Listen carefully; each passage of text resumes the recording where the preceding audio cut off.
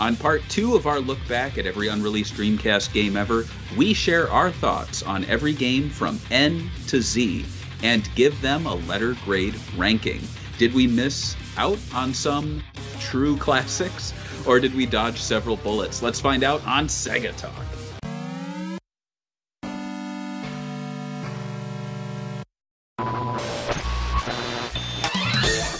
SEGA Bits presents SEGA Talk, a podcast talking all things SEGA! With your hosts, George and Barry. Look, it's a giant talking egg. I'm not talking to you. I'm talking to the master here. Hey, weirdly, I think what threw me off was N to Z, and then I'm talking about letter grades. I'm like, anyway. Hello, and welcome to episode 129 of the SEGA Talk podcast. I'm Barry. With me is George. Hello, everyone.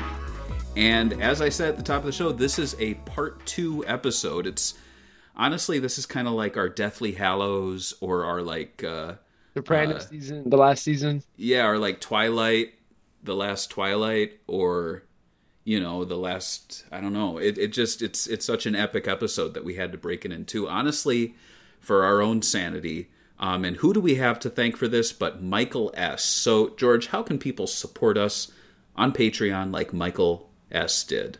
If you go on your computer or mobile phone and you go to patreon.com/SegaBits, you could check out our Patreon with different tiers, starting with $1. And if you go up to $20, you get a pick an episode like Michael S did. If you pay $5, you get the video version a week early. And if you pay only $1, you get the audio version early. So it's a great way to support the show and keep us going. Absolutely. And we get to do something a little different on this episode. Since we did a part 1, there's all this like chit-chat, jibber-jabber of us, 2 hours worth on the internet that people have picked apart and dissected and made comments on. We had a lot of really cool comments from some people. I just wanted to touch on a few of them. First up, we have one here from John Nada 6855. He says, Sega Bits guys, Agartha is playable. There is a demo on the CD Romance webpage, as well as other Dreamcast canceled games. Agartha was more Cursed Mountain on the Nintendo Wii and Alone in the Dark. A survival horror that happens in a mountain seemed interesting. Sadly, the demo is a very early prototype, and there's not much to it. But it's very interesting in the ambience. You know, as I read that, I remember there being a news story not too long ago about that being discovered. And yeah, it was more like vibes, as the kids say. There wasn't so much content. It was, and I think that's where I got the Shenmue sort of comparison from, because I feel like Shenmue, a lot of the early portions of the finished game are just like feelings, like sounds and looking around, and from what I remember watching of that game, at least the demo showed that. But I'm certain there is a lot more like Alone in the Dark sort of stuff going on there. Just a nice comment from Relax Alex X. Most underrated podcast ever. Love listening to it when being busy. When being busy. It was also mentioned here that we should play Discworld Noir, which was another unreleased game. It's one of my favorite point-and-click games, definitely the best retro one. Yeah, there were some games that either had earlier titles on other platforms or games that had titles that were ported or released later on to like PS2, Xbox, things like that. Draken was released to the PC and PS2. I don't know if that's a correction or we omitted that information. And then we have, let's see.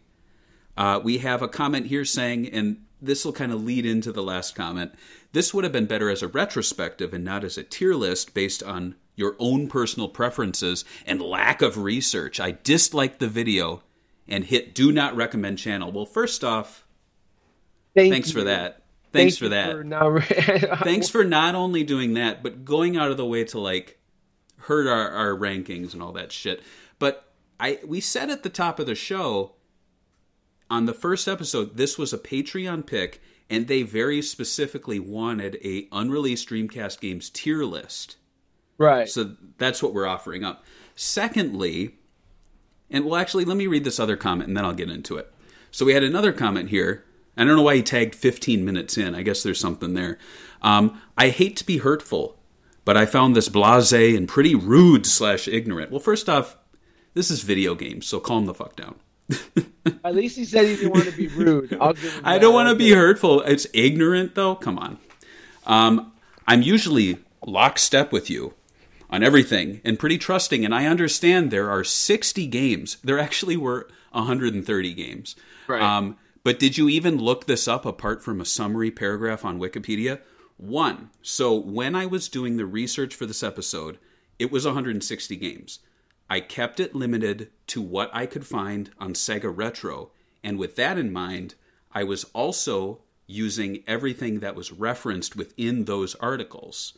So it's not just Sega Retro, it's the article written as well as their findings linking to other sources. Having said that, I could not, with the time that I have, do deep research on 130 games.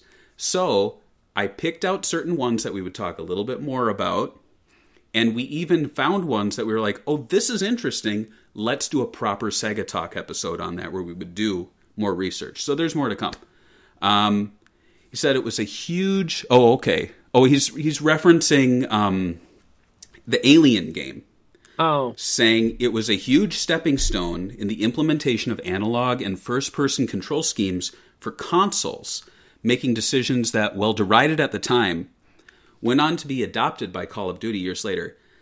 I mean, that's cool. That seems like very, like, if you're in the know, you know those sorts of things. But at the time, I don't remember anyone talking about the Alien game being like, ooh, this is actually an implementation of analog and first-person control streams. Or, you know, like, okay, that's cool, though. Thanks for sharing that. But... Yeah, but when we were ranking it on based on popularity and like if it would sell consoles. So it is cool. It's almost like the same thing with like horizontal side scrollers where they're like people are like Mario isn't the first one. It's this Pac-Man game that came out like 4 years before. But it's like but nobody really plays that game. So popularity wise, it would be Mario. Right. Graphically, the game is still very favorably looked back on and genuinely pushed the PS1 graphics hardware. I'll jump in, though. We were talking about Dreamcast games. So I think there are a lot of cool PS1 and N64 games that really pushed the hardware. But then when they ported it to Dreamcast, it was just a PS1 port or an N64 port. The Dreamcast could do more. And I think some great examples of that are like Rayman 2, where they really upgraded the game. And then there's some where it's just nice to get like a 60 frames per second, crispy kind of feeling game like Episode 1 Racer, things like that. So I'm not shitting on the PS1 version. Maybe it does look cool, but it's not a Dreamcast game. Finally, given the developers involved, Argonaut Games, I'm sure the port to Dreamcast would have been much better than your jibes suggested. They pretty much broke the boundaries of every platform they worked on, as we all know. Well, not everyone knows that, so it's great that you know a lot about Argonaut Games. You know, that developer. Let's look them up. I don't want to shit talk them too much. Let's see. Right, because they might make some classics, and that would be like pie in our face. And you know what? It's okay. I'm actually okay with people disagreeing with us because at the end of the day, they did. I don't know. They did Croc 2. Yes, I think that's the one we talked about. Croc 2, right? It was supposed to be ported. Oh, they did Star Fox. Did that really? But I'm looking at some of these and like Star Fox for the Super Nintendo was a big deal at the time when it came out. But I'm not seeing. I guess we were basing it on that specific game. We weren't like trying to be like, oh, let's do a big developer retrospective of Argonaut Games. And I think we did kind of crap on Croc because it is kind of a slow platformer, to be honest. It is kind of a slow one. But yeah, going back here, and then we had the previous commenter say, yeah, the research here was very lackluster. I would be upset if my $20 went towards this. Well, as I mentioned, we are covering, and let me look at the final count here, 230 games in 4 hours, in pretty much 3.5 hours. So you can't expect us to do deep research on that many games. And we said at the front of the show, it's a tier list. We are using the information from Sega Retro. And as I said, I've picked out certain ones that we have more knowledge of. But in the end, it's just going through the games, describing them, having a bit of fun, making some comments, like, chill. I am happy that people want more show. Yeah. That's cool, but like it would be like 8.5 show. And the last thing I'll say is that I'd be upset if my $20. Well, we haven't heard anything from Michael S. towards the negative. He continues to support us, so he seems pretty happy there. And I've done, for the first episode, I did about 4 or 5 hours of setup and prep and everything, like assembling all the information. And then beyond that, a couple hours of just like on and off reading about games. Setup for this one was similar. So you're looking at like 8 to 10 hours of prep. And then we do about 4 hours of recording. And so take that, that's about 2 days worth of work, like 2 work days between 2 people, and we're getting $20. So George, we're making basically $5 a day. Right. Right. And I don't know if you do freelance work, George, but when I do, I charge by the hour and it's more than $20. Yeah. So I think Michael's getting a pretty good deal here, and I don't know why Foontag and his buddy here are like, oh, that's a shame. Yeah. Anyway, and if you guys want to change it up, you guys can support us on you can support and tell us what kind of episode you want. Right. Sean. And I will admit, he did say, like, I'm usually lockstep with everything you say, but just like when you're just like, especially I think when you start like picking apart like our Patreon people and like bringing up the tier money, like, come on, don't be petty. Don't be petty. Anyway, let's get into it. So, our tier list from part 1. George, do you have like a screenshot of that or something? Actually, in the, I have the Patreon. I mean, the Photoshop file. Yeah. So let's look at the part 1 folder. This is as I laid it out. Remember? Yeah, a lot of D's. So just to catch people up, S are games that we think could have helped the Dreamcast, potentially saved it, or at least put a few more months on it. A are games that we think would have been really fun to play. Might not have saved it, but I think they would have been essential releases, especially for fans like us. B would be games that we're not sure if they'd be good or bad, but there's something there that I think would have made them interesting. C are games where, you know, they would have been like a funny game to pick up, like Austin Powers Mojo Rally, but in the end, they really wouldn't have helped the console, but there's something kind of goofy, interesting. And then D are just like, we either don't know enough about them to even give them a ranking. Maybe they eventually did release and they were terrible. Or as you can see in that cluttered corner there in the far right, whenever we say, I'll just stick it in the bottom corner, that's because it's like a game that no info. Like, no info. It's like Japanese release. There's no way it would ever come over here. And we're looking at this from a Western American perspective, from our perspective. So that's why. And thankfully, there actually aren't that many Japanese games in here. So I think we're going to have a less cluttered corner. So, yeah, so let's begin. George, you can... Let's do part 2. Look at that. It's like a new era. So, first up, starting with the ends, we have NASCAR Heat. NASCAR Heat, unreleased game for the Sega Dreamcast. Not much is known about it. It's no Daytona USA, but it is a NASCAR racing game. How do you quantify a NASCAR? Like, do people buy consoles for NASCAR games? Well, no, it's not. It's not going to save the console. I mean, honestly, I think a B or a C, just because. I'll put it on C, just because I don't even as racing games. Like, I never hear people go, "Damn, that NASCAR game." Like, the only NASCAR related game I played that people really talk about, maybe it's just because we're Sega fans, is Daytona. There's obviously like. Forza, but like those games are all like bigger and encompass more street racing. So Right. I don't know. So I'll put it on C just because. C's good.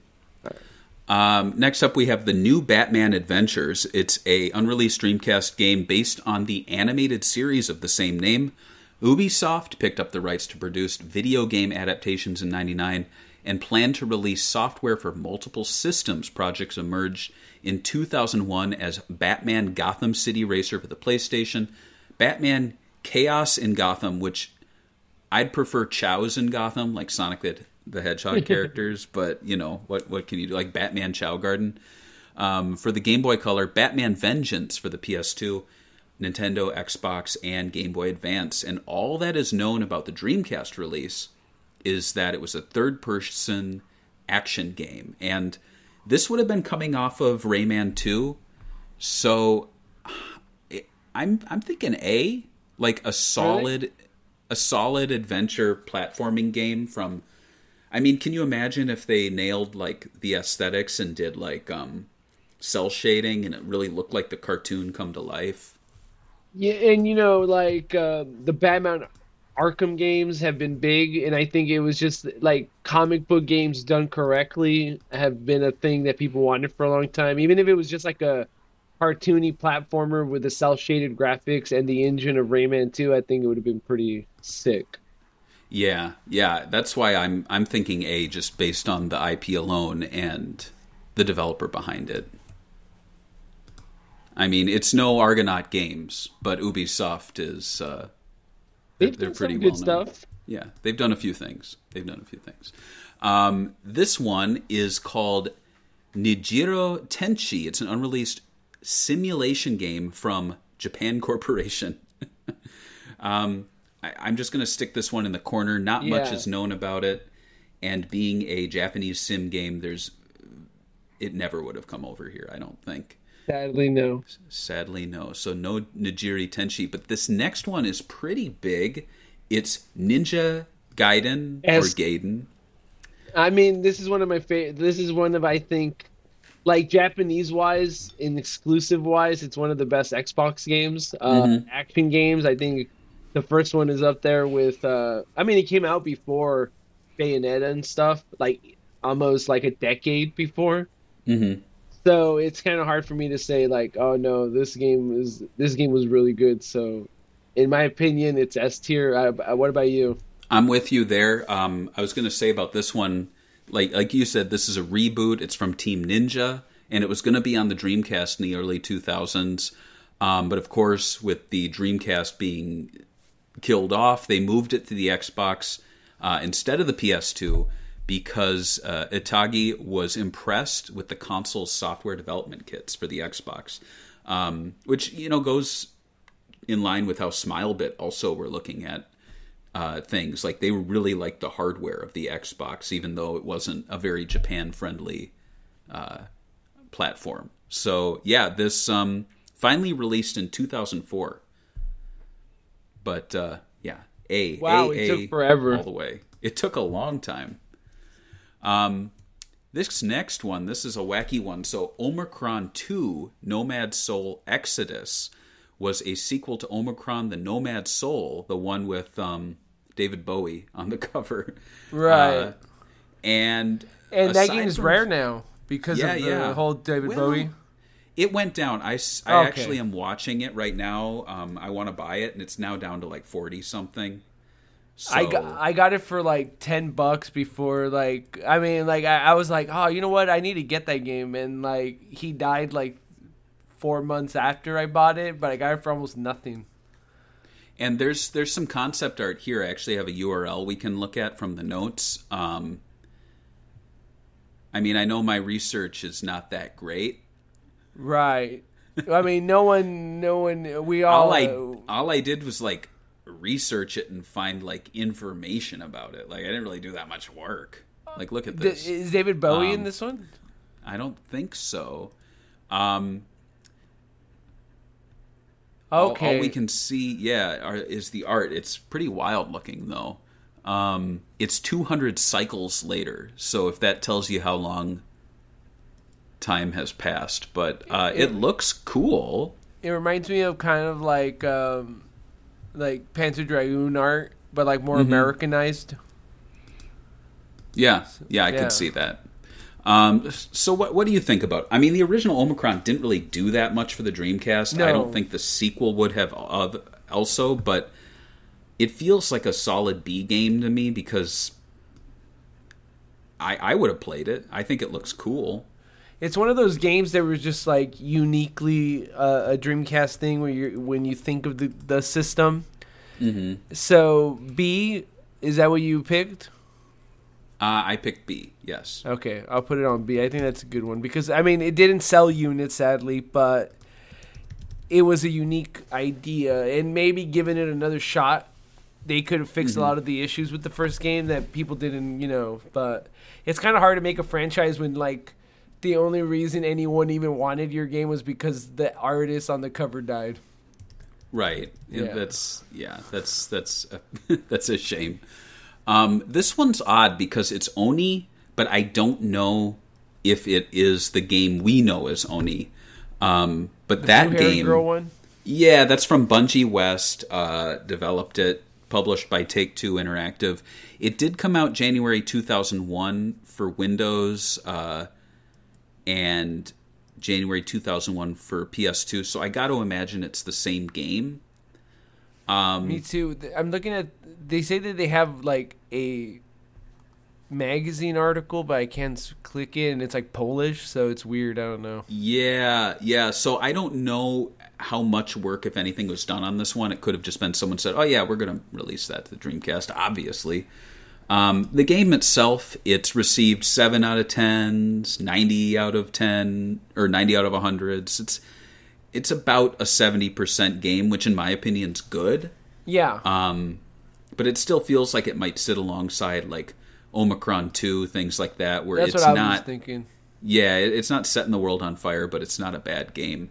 But who's to say how the Dreamcast one would have played out? Right. This next one is Uzumu. It's an unreleased sumo wrestling game from publisher Bottom Up. I don't know. I mean, I think it would go in the D, even though we know it's a sumo game. We would never get it, and it won't affect us. It wouldn't affect us, exactly. The next one is called Outcast. It's a third-person action game for the PC. A Dreamcast port was planned and even advertised in North America, but not released. Thought to be down to poor PC sales. It was developed by Appeal, and it was published by Infogrames. And just looking at it, when I searched it out before, it didn't really... I mean, it looks fine. It looks interesting. It's got this like weird overworld like terrain, and you like walk around on it. Your main character is named Cutter Slade. He looks like, I don't know. It's very weird. It looks like the show Reboot, like the characters do. I'm playing some gameplay, and if you're watching the video version, and yeah, there's like these aliens. It kind of looks like they're trying to like copy Star Wars in a way. Like everything's dirt. You know how Star Wars is like a desert planet. It's gotten really good reviews though, 8s and 9s. But it sold really poorly. So it almost feels like one of those games that would have been a cult classic on the Dreamcast, but wouldn't have done much, if anything, for the platform itself. There's still a lot of talking in this game, I've noticed. Oh, it's like a... Oh, okay. What? It has like a Stargate thing to it, too. Like, gates? Oh. It could have been interesting. So where will you put it at? I would say B. All right, I'll put it at B. There. This next one's interesting. It's called Over the Top Soccer. But so little is known about it that some people think it might actually have been released just under a different name.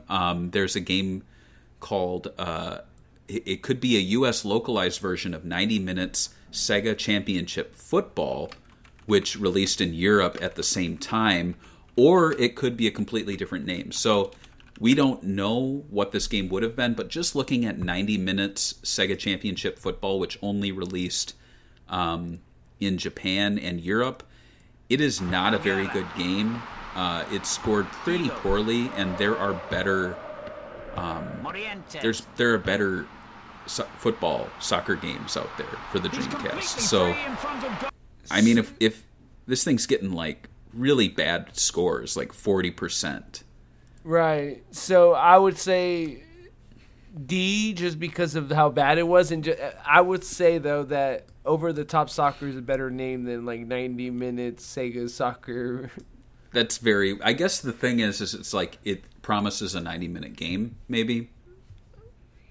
I mean, I don't know. I mean, is that always a good thing when you play sports games where you're like, all right, 90 minutes, here we go? Oh my God, yeah, that's true. How long do you play a sport game? Like, what's the usual amount of time?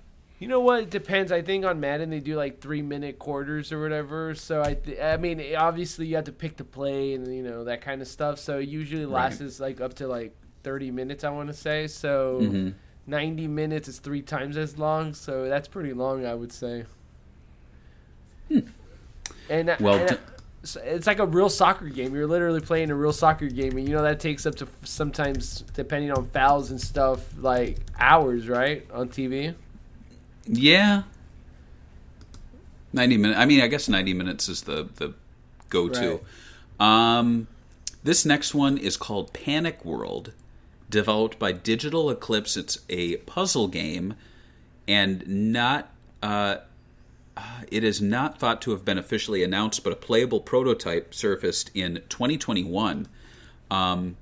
There's actually someone playing it on X or Twitter, whatever you call it, and it basically looks like a matching game. Remember when we did our the Sega Swirl episode, and that Sega Swirl is a game based on a old game. And so this basically thinks Sega Swirl, but dropping down instead of going up. Or no, wait. Yeah, Sega Swirl dropped down in the direction. So this is like on the Sega Swirl on the ceiling with like butterflies and like weird like Minecraft looking blockhead guys and anime girls. It's very weird. I think this is a tech demo or just like a little side project.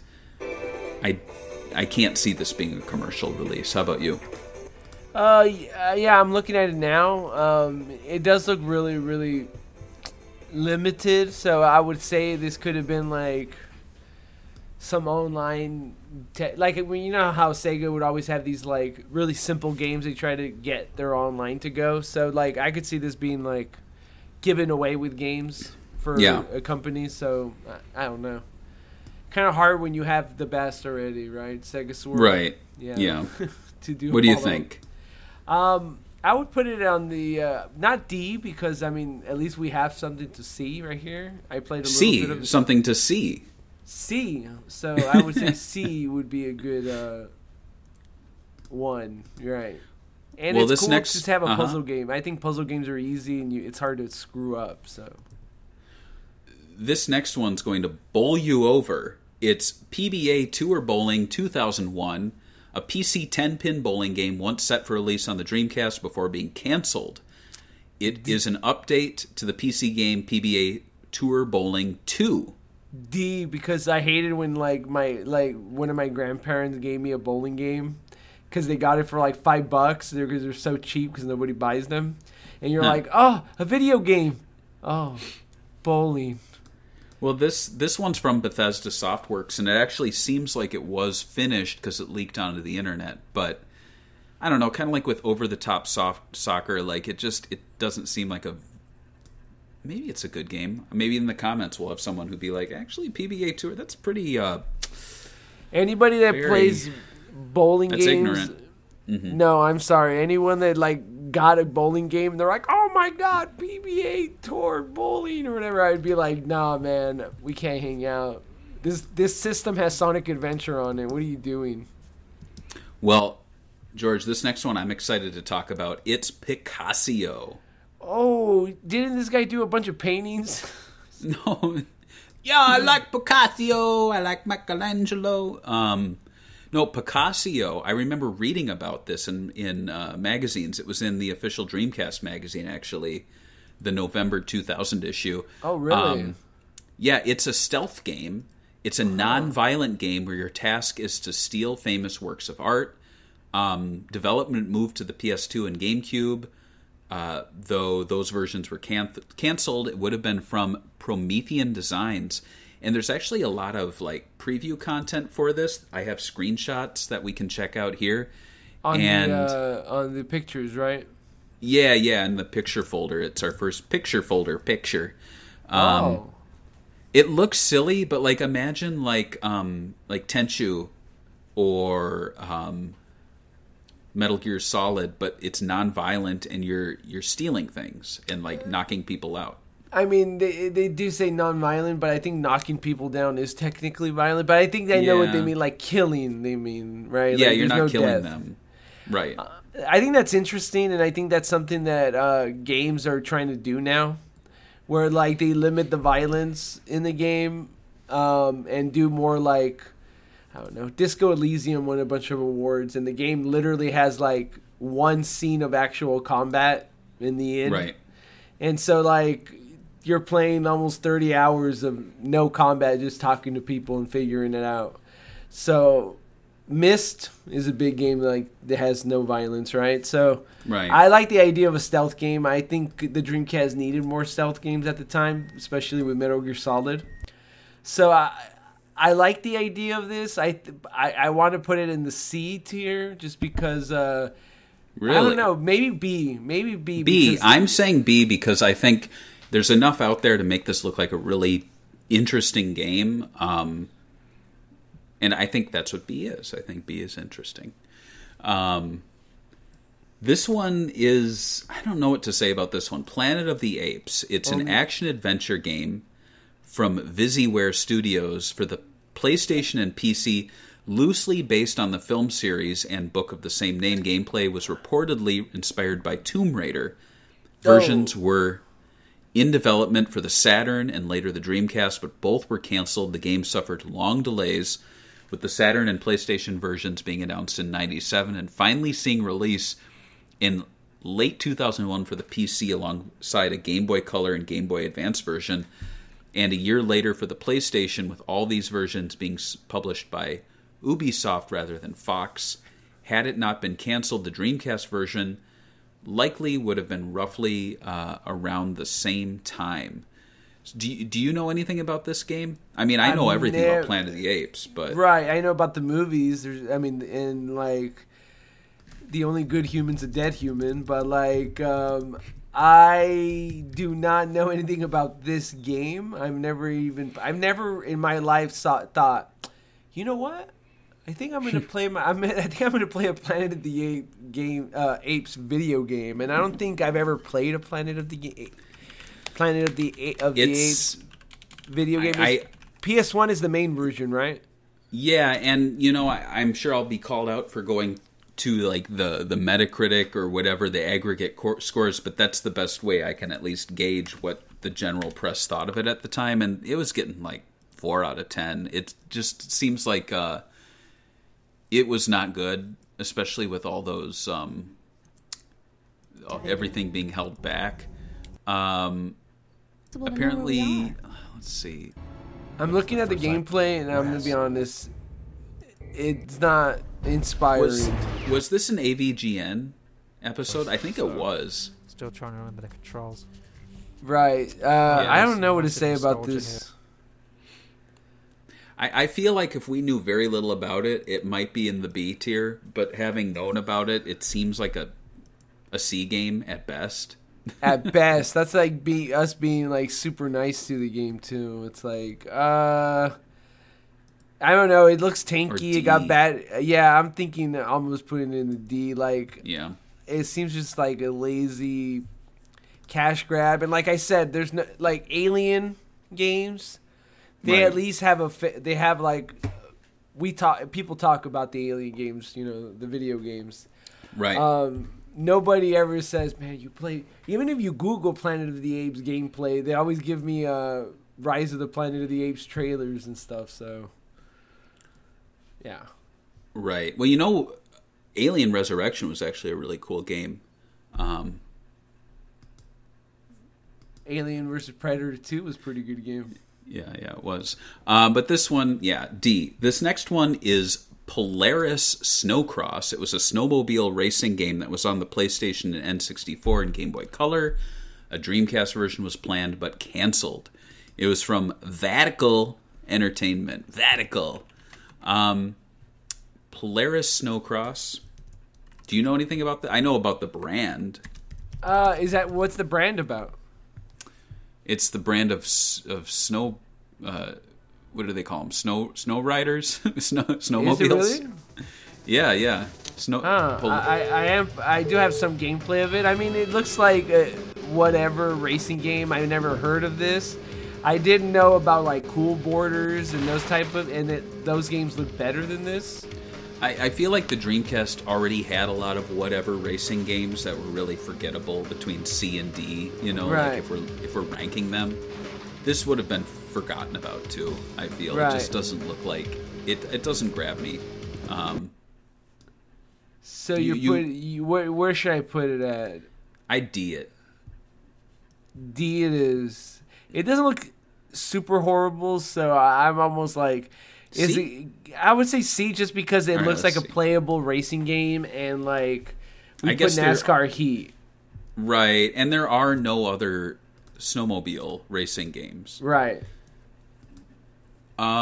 This next one's called Pro Shinen Mahjong. Well, we already know what this is going to be, a Mahjong game. Yeah, it's just an unreleased update to an existing Mahjong game. Yeah. Sorry, guys. Sorry, Mahjong fans. One of you? This is from Culture Brain, the Mahjong Development Studio. The Kings. This one's really interesting. It's Project Eden. It's from developer Core Design and published by Eidos Interactive. It was going to release third quarter 2000. There are press releases for the game, so we can at least read. So it's from the Tomb Raider team. It strikes into the action-adventure genre with a radical combination of action and adventure featuring interchangeable first and third-person viewpoints. You control a team of 4 characters. Gameplay relies heavily on character interaction and even single-player or 4-player gameplay. Kind of like Binary Domain, right? There's gameplay for the PS2. Is this the same version? Project Eden. I don't know.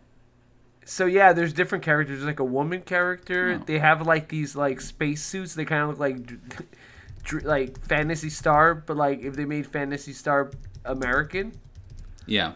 It looks interesting. The movement looks pretty good. I never heard of this on PS2, so that's one of my things. It's like, would it change the Dreamcast? It didn't even make a blimp for the PS2. I mean, it looks like people enjoyed it well enough. I mean, in today's world, a 7 out of 10 is like the most terrible thing ever. Right. but here, I don't know. I feel like maybe an A just because it's from the Tomb Raider people. It's solid enough. It looks fun. 4-player. Right. Well, 4-player characters that you play as, I think, because it looks like you're switching between some characters so far. Robot being one of them. And I think it's 1-player switching, and then you can also do 4-player gameplay. Yeah. So it's both. I'm surprised I never heard of this game. It's always surprising sometimes when we do these episodes, and I'm like, huh. All right. And this is kind of like the minor leagues for us. Like we're checking out the players we've never seen before, and we're like, oh, we could do an episode on this one. What would you say? Oh, I thought you wanted to put it in A. I was going to put it in B. I think B. Yeah, I was being too nice. I think B. Yeah. This next one's really big, and we will most definitely do an episode dedicated Sega talk to this. Propeller Arena. There's so much to say about this one outside of the controversy. Which we can talk way more about in the actual full length, because it's so... Exactly. Yeah. So this is an AM2 game. It plays like an arcade game, but it's not an arcade game. It was developed and intended to be released for the Sega Dreamcast, really taking advantage of the SegaNet networked gameplay. It was finished. It was ready to be published. Canceled at the last minute due to in response to the 9/11 attacks. It was assumed that the Tower City stage was the main reason for this decision. It's possible to fly around and crash planes in a city based on New York. So, yeah, that's unfortunate. I feel like they could have cut that stage or designed a new one. I will be honest with you. I think Sega I mean, I understand, like, if people are watching this episode and they weren't alive during 9/11, you're too young to be watching this podcast. But also, people were really up in arms about anything that was offensive back then. Like, just in terms of they're sensitive, you know?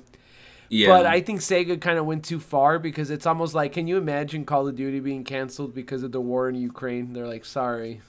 No Call of Duty this year. I mean, I remember they delayed Advance Wars for the Switch because of the war in Ukraine. Again, Japanese developers, I think, react way too rash. Like, I feel like American developers are like, well, rush it out there. This is a hot topic. Yeah, I don't know. It's unfortunate. You know, yeah, it's just unfortunate it was canceled. I actually have here my copy that I burned, and I put it in a European-style case because that's what I could find online. And there's even a little sticker on it. So this is my copy. And you could actually download it and play it, right? Yeah, it's fully playable. You can't play it online, unfortunately, but I think you can play it with friends. And it's a fun, solid AM2 style game. I think it's just a shame that we didn't get a game that would have taken advantage of the online gameplay. Right. That's something we needed on the Dreamcast a lot. We needed it. And I think they were hurting themselves by canceling it when they could have just, I don't know, like, remove the ability to crash into buildings and remove the building stage. Pretty simple. Right. I don't know. Or even make that other level like an optional download. Like, if you're not that offended, you could download the level. Yeah, and I feel like, you know, there's talk of like a Dreamcast Mini. This is like a prime game for a Dreamcast Mini because it's completed. It needs to have a release. I don't know why Sega's sat on it. I'm surprised it hasn't been like a Sega Ages title. It's AM2. It's an unreleased AM2 game. Right. I'm going to say A because I think the online gameplay would have been like cool. I don't think it would have saved the Dreamcast, but just because it's a new IP, like if it was like Outrun 3, I would be like, oh, or Outrun 2 at the time, obviously. You would have been like S, right? S, right. But it's like a new IP. It's almost like Outrigger, like, right? Like, we didn't know what Outrigger was. It's a fine game, but it's not like, didn't sell Dreamcast consoles. Right. So, yeah, we will definitely be covering this on a Sega Talk, but I would say A for this one. Next, we have one that I'm sure you enjoy. It's Quake. Quake. I love earthquakes. I'm from California, so like we were just waiting for the quake to wash us ashore. Well, this is actually Quake, the video game series from developer Titanium Studios. They would have been working on this. First-person shooter. A tech demo was developed by Titanium Studios running under Windows CE. It's a port of the 1996 id Software game Quake. It was ported, as I mentioned, by Titanium Studios in 2000 with a development time of just 9 days. Additionally, the original game's source had just recently been open-sourced, aiding development time greatly. The proof of concept was created to attract attention of publishers, but did not result in a published game. However, its source code was distributed as a sample code to Dreamcast developers. So it's hard to say if this is unreleased or if this is the first hack, right?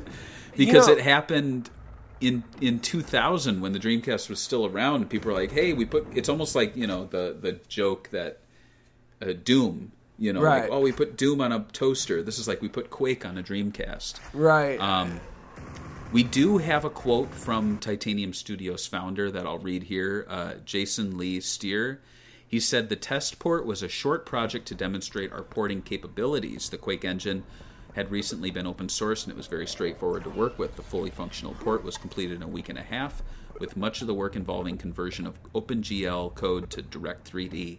At the time, the Quake franchise was probably the hottest gaming news item in the game industry.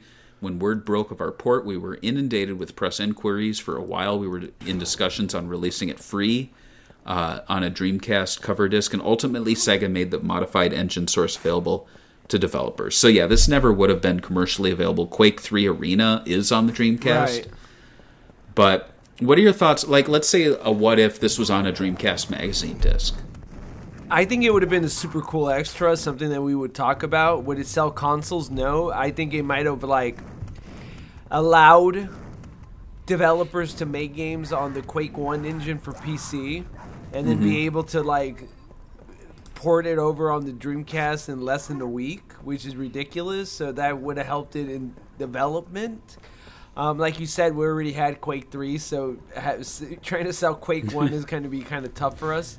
Right. I'm playing gameplay footage of the demo that they did on Dreamcast, and it looks like Quake from the PC, but on Dreamcast, which I think is kind of a big deal in a way. Like, I understand these games were, I mean, now they're ancient, right? But like back in the day, the Dreamcast came out in '99. It wasn't that old. It wasn't that long removed, maybe 5 years. So it would be like almost as saying, "Oh, we could port over PS1 games in a week." I would say that's a pretty. I wonder how it controlled. Yeah, you know? I'm assuming like Quake 3 with the front-facing buttons, and then the joystick, you move the camera. Yeah. I don't know. I mean, had it released, it would have been free, and free stuff's cool. Mouse I and feel keyboard. like it would be an A, because A are games that we know there's something there that would have made them better than B. Like, New Batman Adventures was because Ubisoft was behind it, and it's the Batman IP. In this case, we know what Quake is. Quake's a good game. If it was free Quake... Right, especially free, and it's like with some online stuff going on, like co-op, or I think they did one with like the multiplayer. I'm not sure if this is 2 or 1, but anyway. Right. A it is. A. This next one's funny. Quark.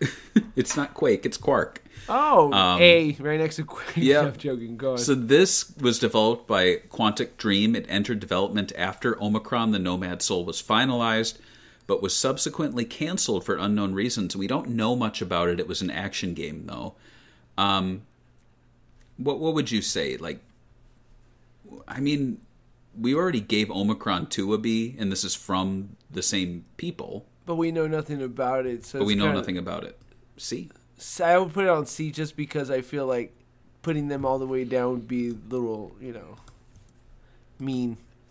Well, get ready for an S title here. We have Quest of the Blade Masters. It's an unreleased RPG set to be published by Ripcord Games. It would have been an online version of Legend of the Blade Masters, released a few months after Legend, with cooperative play and content that would be regularly updated. The 2002 PC version of Legend of the Blade Masters was always set to have the online features of Quest of the Blade Masters, i.e. the Dreamcast would receive 2 games, but the PC only 1.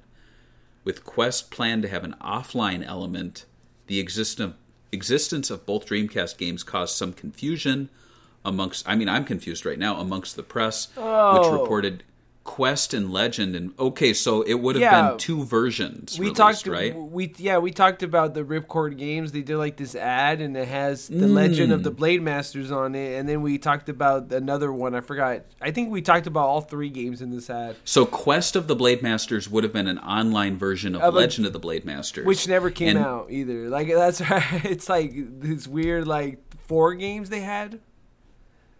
You can see the ad if you click on it, on the Ripcord ad. You could, let me... It was released... It did get released to the Well, no, it was unreleased. Right. It was supposed to be a separate release of an unreleased game. So it's kind of like Speed Devils, and then they did Speed Devils Online. That's how it would have been. It looks kind of cool, though. It was... So the game was in development by Ronin Entertainment, and by several former LucasArts employees. Right. Environments of the games were inspired by Hayao Miyazaki, including Nausicaa, Lupita, and Princess Mononoke. That sounds kind of cool. I don't know. It does sound cool, but like I don't know. I forgot what we gave the Legend of the Quest Masters. Maybe we put it in the D because we didn't know enough about it.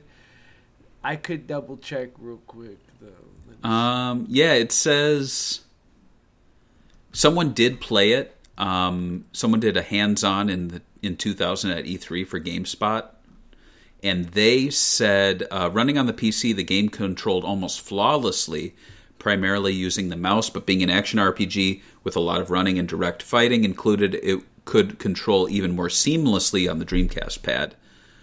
There's open landscapes, universal hand-to-hand combat, assorted spells, 5 playable characters, each with unique weapons and abilities.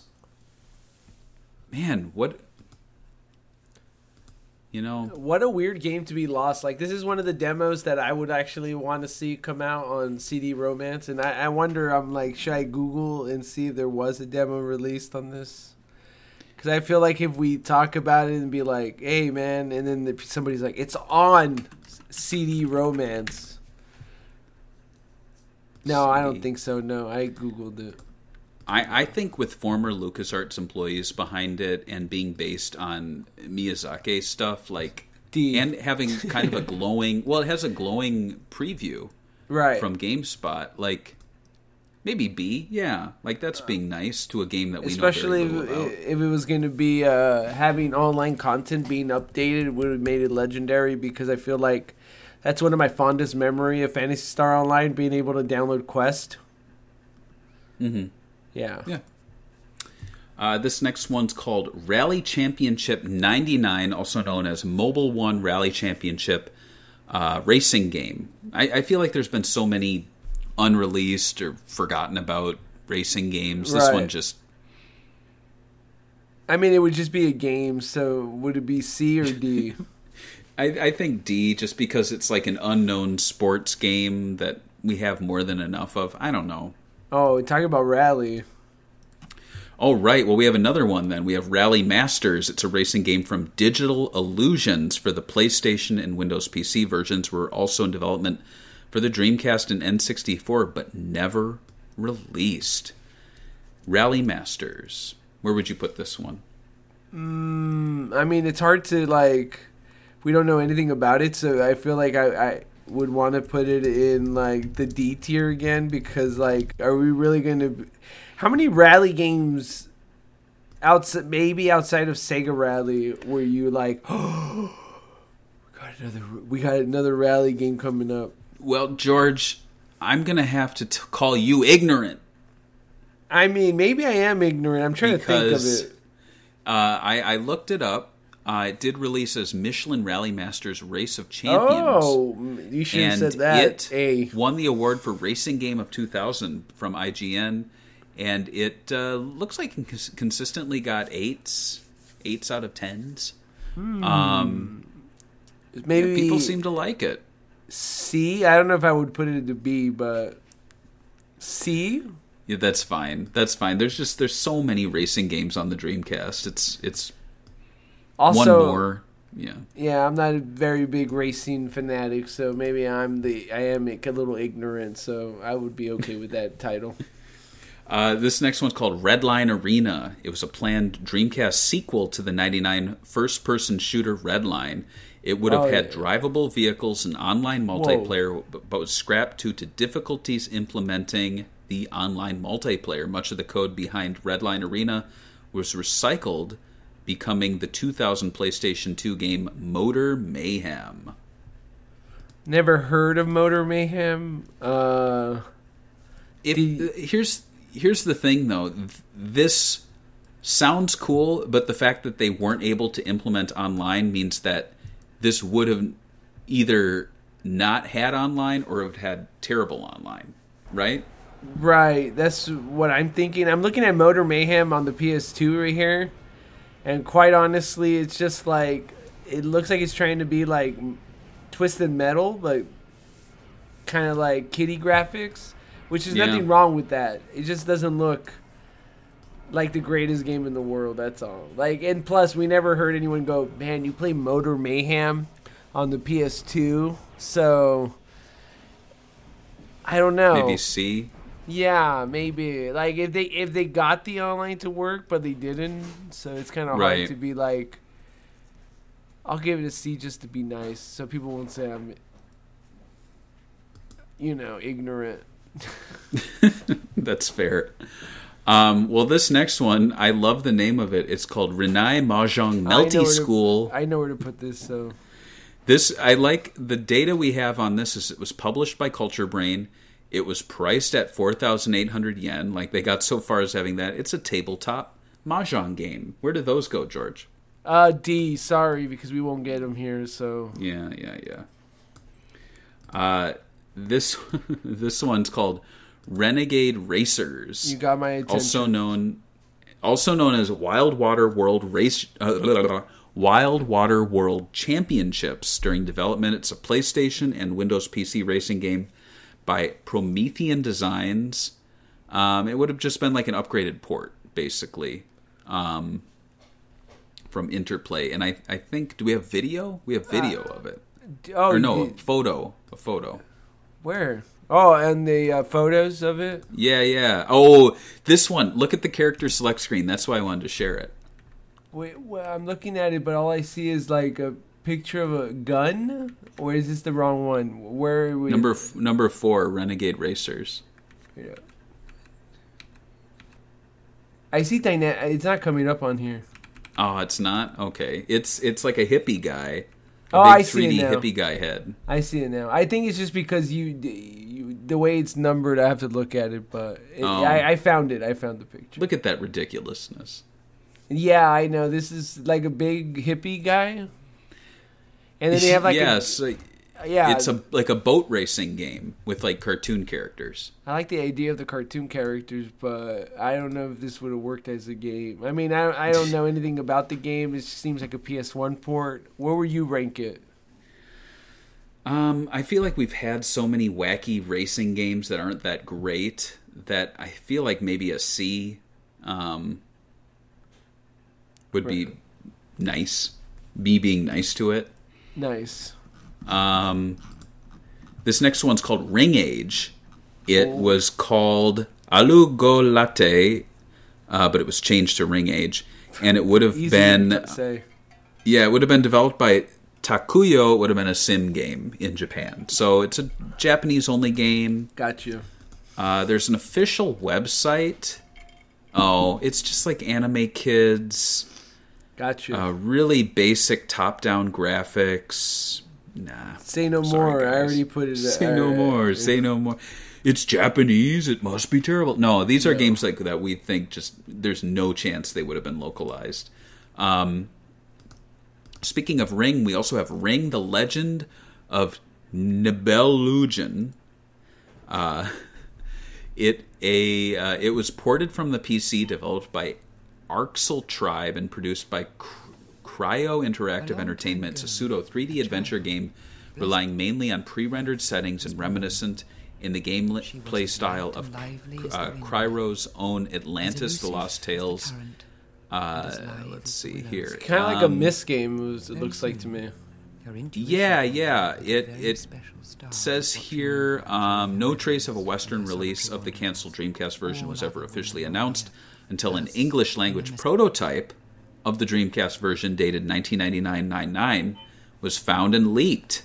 It seems to be fairly late in development, though only the first 2 discs of 3 were preserved. So this is a game that would have released here. It would have been very misty. And there's a lot about it. What do you think? What do you think of this game, looking at it? We have a little footage. Yeah.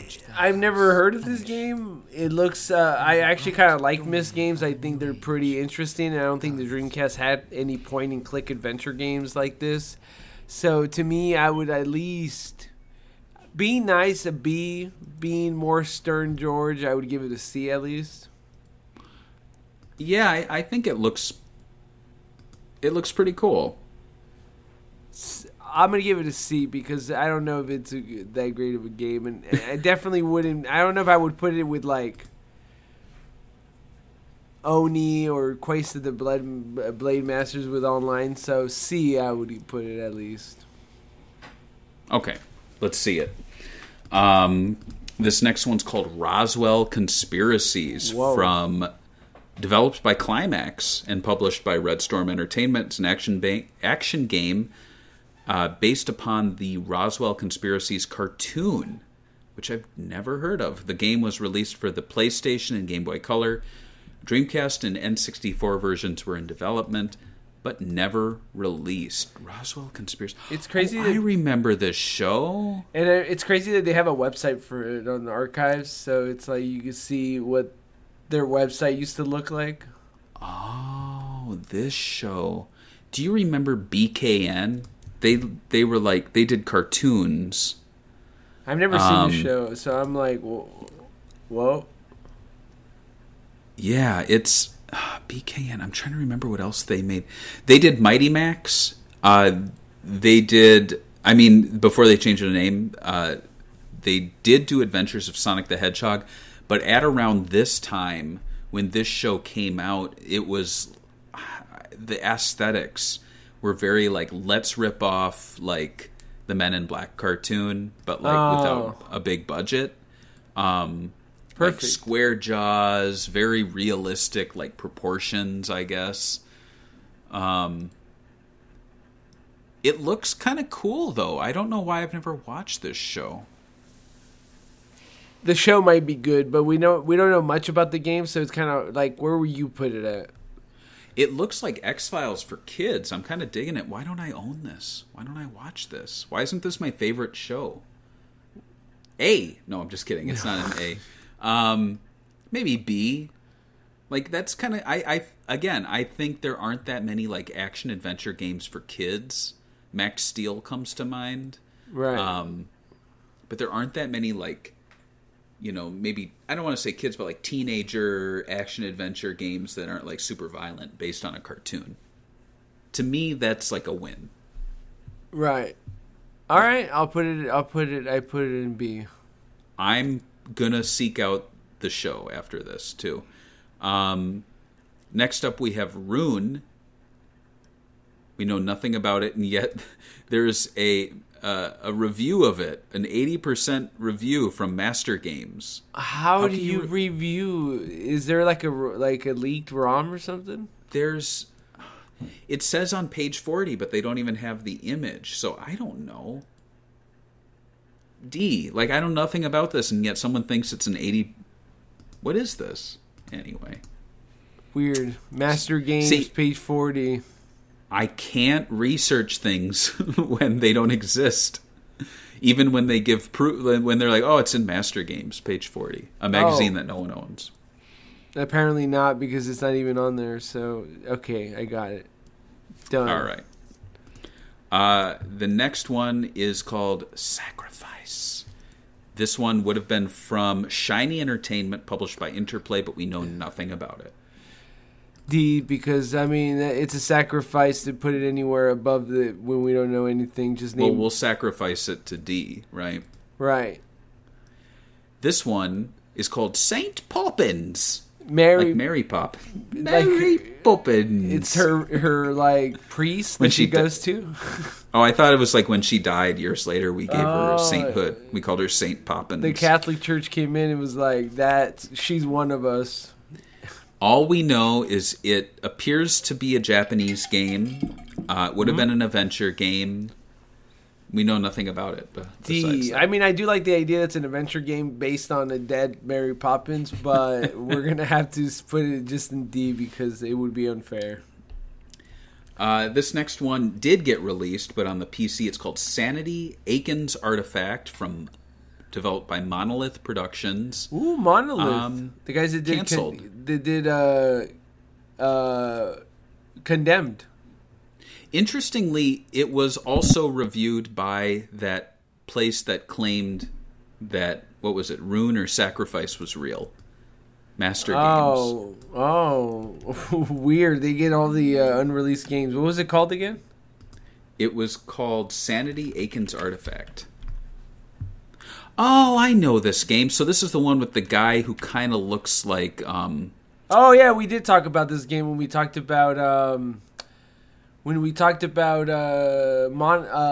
Condemned. We talked about he's got yellow hair. and it was the voice actor was like Ice-T or somebody that voiced it. Yeah, and people Ice-T voiced it, and it's like people who love this game really love it, and then other people are just like, it's so. I don't know. For a That's Dreamcast, kind of cool. Kind of reminds me of like MDK or whatever. Like I think 2 was really well done. The port, I always was impressed with it. I think it's because they always put those MDK. Is it MDK? They always put the demos in the demo disc. You know what I'm talking about? Oh, right? yeah. So it kind of reminds me of that, but it's like a top-down game. Believe it or not. Well acted, at least. They got like actual celebrities. So to me, I would put it at least in C. Okay, that's fair. This next one we have is a little title now known as Scud Race. Oh, A for sure. I mean, okay, so you can tell people about the games that they haven't. Yeah. So Scud Race, this is going to have a Sega Talk. It most definitely will. It stands for Sports Car Ultimate Drive Race, which I never knew until now. This is an AM2 game. And arcade racing game. It's the spiritual sequel to Daytona USA. Features similar control scheme, HUD, and visual style. But it exchanges NASCAR stock cars for GT supercars. And much like Daytona USA 2 until recently, it did not see release anywhere. Wait, Scud Race never got released anywhere, right? No, it's an arcade only game. I think the closest we got was some of the tracks were ported to Outrun 2 on Xbox. That's right. And Daytona USA 2 is finally being released. So this one has I think a decent chance of appearing in a Yakuza game eventually. Yeah. Oh yeah. I really hope so. So yeah, this one absolutely, because I feel like any AM2 racer that gets a Dreamcast port is like, it's a gift from the Lord Jesus Christ. Right. I agree with that. But there's licensed cars in it, so I don't know. Is it licensed? Porsche. I don't know if they have Porsche and stuff. I thought Porsche, Ferrari, Dodge, McLaren. They could just do the whole Outrun re-release They could. But anyway. Oh, man. I want this one on something. I just want to play it. And then we have SD Hiruko no Ken Densetsu EX. Oh, beautiful. It would have been an action game from Culture Brain again. These guys don't release games. They just announce them. They just announce them. D in the corner. Beautiful. This next one's called Sea-Doo Hydrocross. It's a PlayStation jet ski racing game. A Dreamcast version was announced but canceled. Sea-Doo, more like poo-poo. Sorry, I don't know. Well, it would have been from Vicarious Visions. Vatical Entertainment would have released it.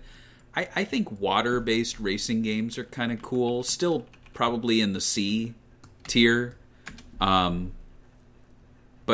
it's better than more car racing, right? So Sea-Doo is an actual company that makes ski stuff, right? Like I just Googled them and I didn't know. So it's like a branded game. Right. So where you put it at sea? Yeah. Yeah, okay.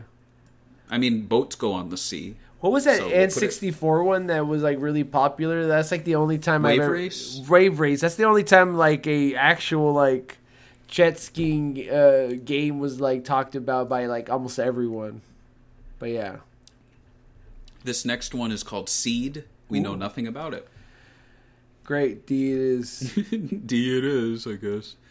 Now we have Sentimental Graffiti. Oh, I love Jet Set Radio. Sakai. I know. Well, Sentimental Graffiti, I think it's a series. But yeah, it never released over here. I don't think it ever would have. So, kind of just stick it in the lower corner there with all the other Sentimental Graffiti games. I do think there's something to be said about sick title. Well, I feel like there are some games that I keep seeing like there are a ton. It's like a really popular series in Japan for the Dreamcast, and I want to learn more about it, but I know nothing about it. I like the name. I think Sentimental Graffiti is really cool. I hate that like Japanese games will have like a cool title and then they have to add like some other thing in the end. So it's like it could have just been called Sentimental Graffiti. Like, well, who copyrighted Sentimental Graffiti? Well, if you love Sentimental Graffiti, we have another one. It's Sentimental Prelude. Okay, and this would have been a prequel. It's a prequel to Sentimental Graffiti. Are you serious? Yeah, it's an unrelated story to Sentimental Graffiti 2. The game was announced in spring 2000, and it actually did release to the PS2 in 2004. But again, this is like, it's a game that it didn't release over here. Really? Sentimental Prelude? It's just anime girls, though. I expected more from it. There is a calendar of the anime girl. Yeah, they're just anime girls. All I see is a bunch of music online. It's a dating sim. Oh, never mind. Yeah, let's put that on the D now. Sentimental Graffiti 2 was on the Dreamcast. One was on the Why do you need a prelude? Saturn. Like, what is a prequel to romance? Like before they meet, I guess? It's like what... It's like there was no romance. I don't know. I got really excited because I don't know. I thought there was more to this series, but I guess not. No. We have Septerra Core. Septerra Core. We know nothing about this game. Oh, so I guess D. Cool name though, but it is Septerra Core. I think that goes along with a lot of those games we were having in the Part 1 episode where it was like super cool name, but we know nothing about it. So this one now, Severance, Blade of Darkness. Do you think we have a lot to say about this one, George? With a title like that? No. Sadly, no. Absolutely nothing, at least according to the Sega Retro Wiki, is known about Severance, Blade of Darkness. You're better off watching Severance on Apple TV. So, got a little indie game here called Shenmue 3. Ooh. I think this would have been S tier just to... okay, so it's not going to finish the story, but I feel like... So, okay, now we're in a weird situation, right? We're in a weird situation because this game does exist. Right. But it would have been a very different game. Because you have all the heavy hitters at Sega working on it. But also, the fact that, like... Shenmue 2 was kind of bobbed in release. Like, it only came out in certain regions. And it was like this weird thing where 1 sold the best, 2 decreased the fan base. Right. And then they never did 3 because I think they screwed up the release of 2 so badly. Because, like, they wanted people to buy it on Xbox. They put more money to port it on Xbox when they could have just done a worldwide release on Dreamcast and made it like, this is the last big Dreamcast game, I guess. But let's say they did do 2 right. They released it worldwide on Dreamcast, and then they were like, we're still going to do 3.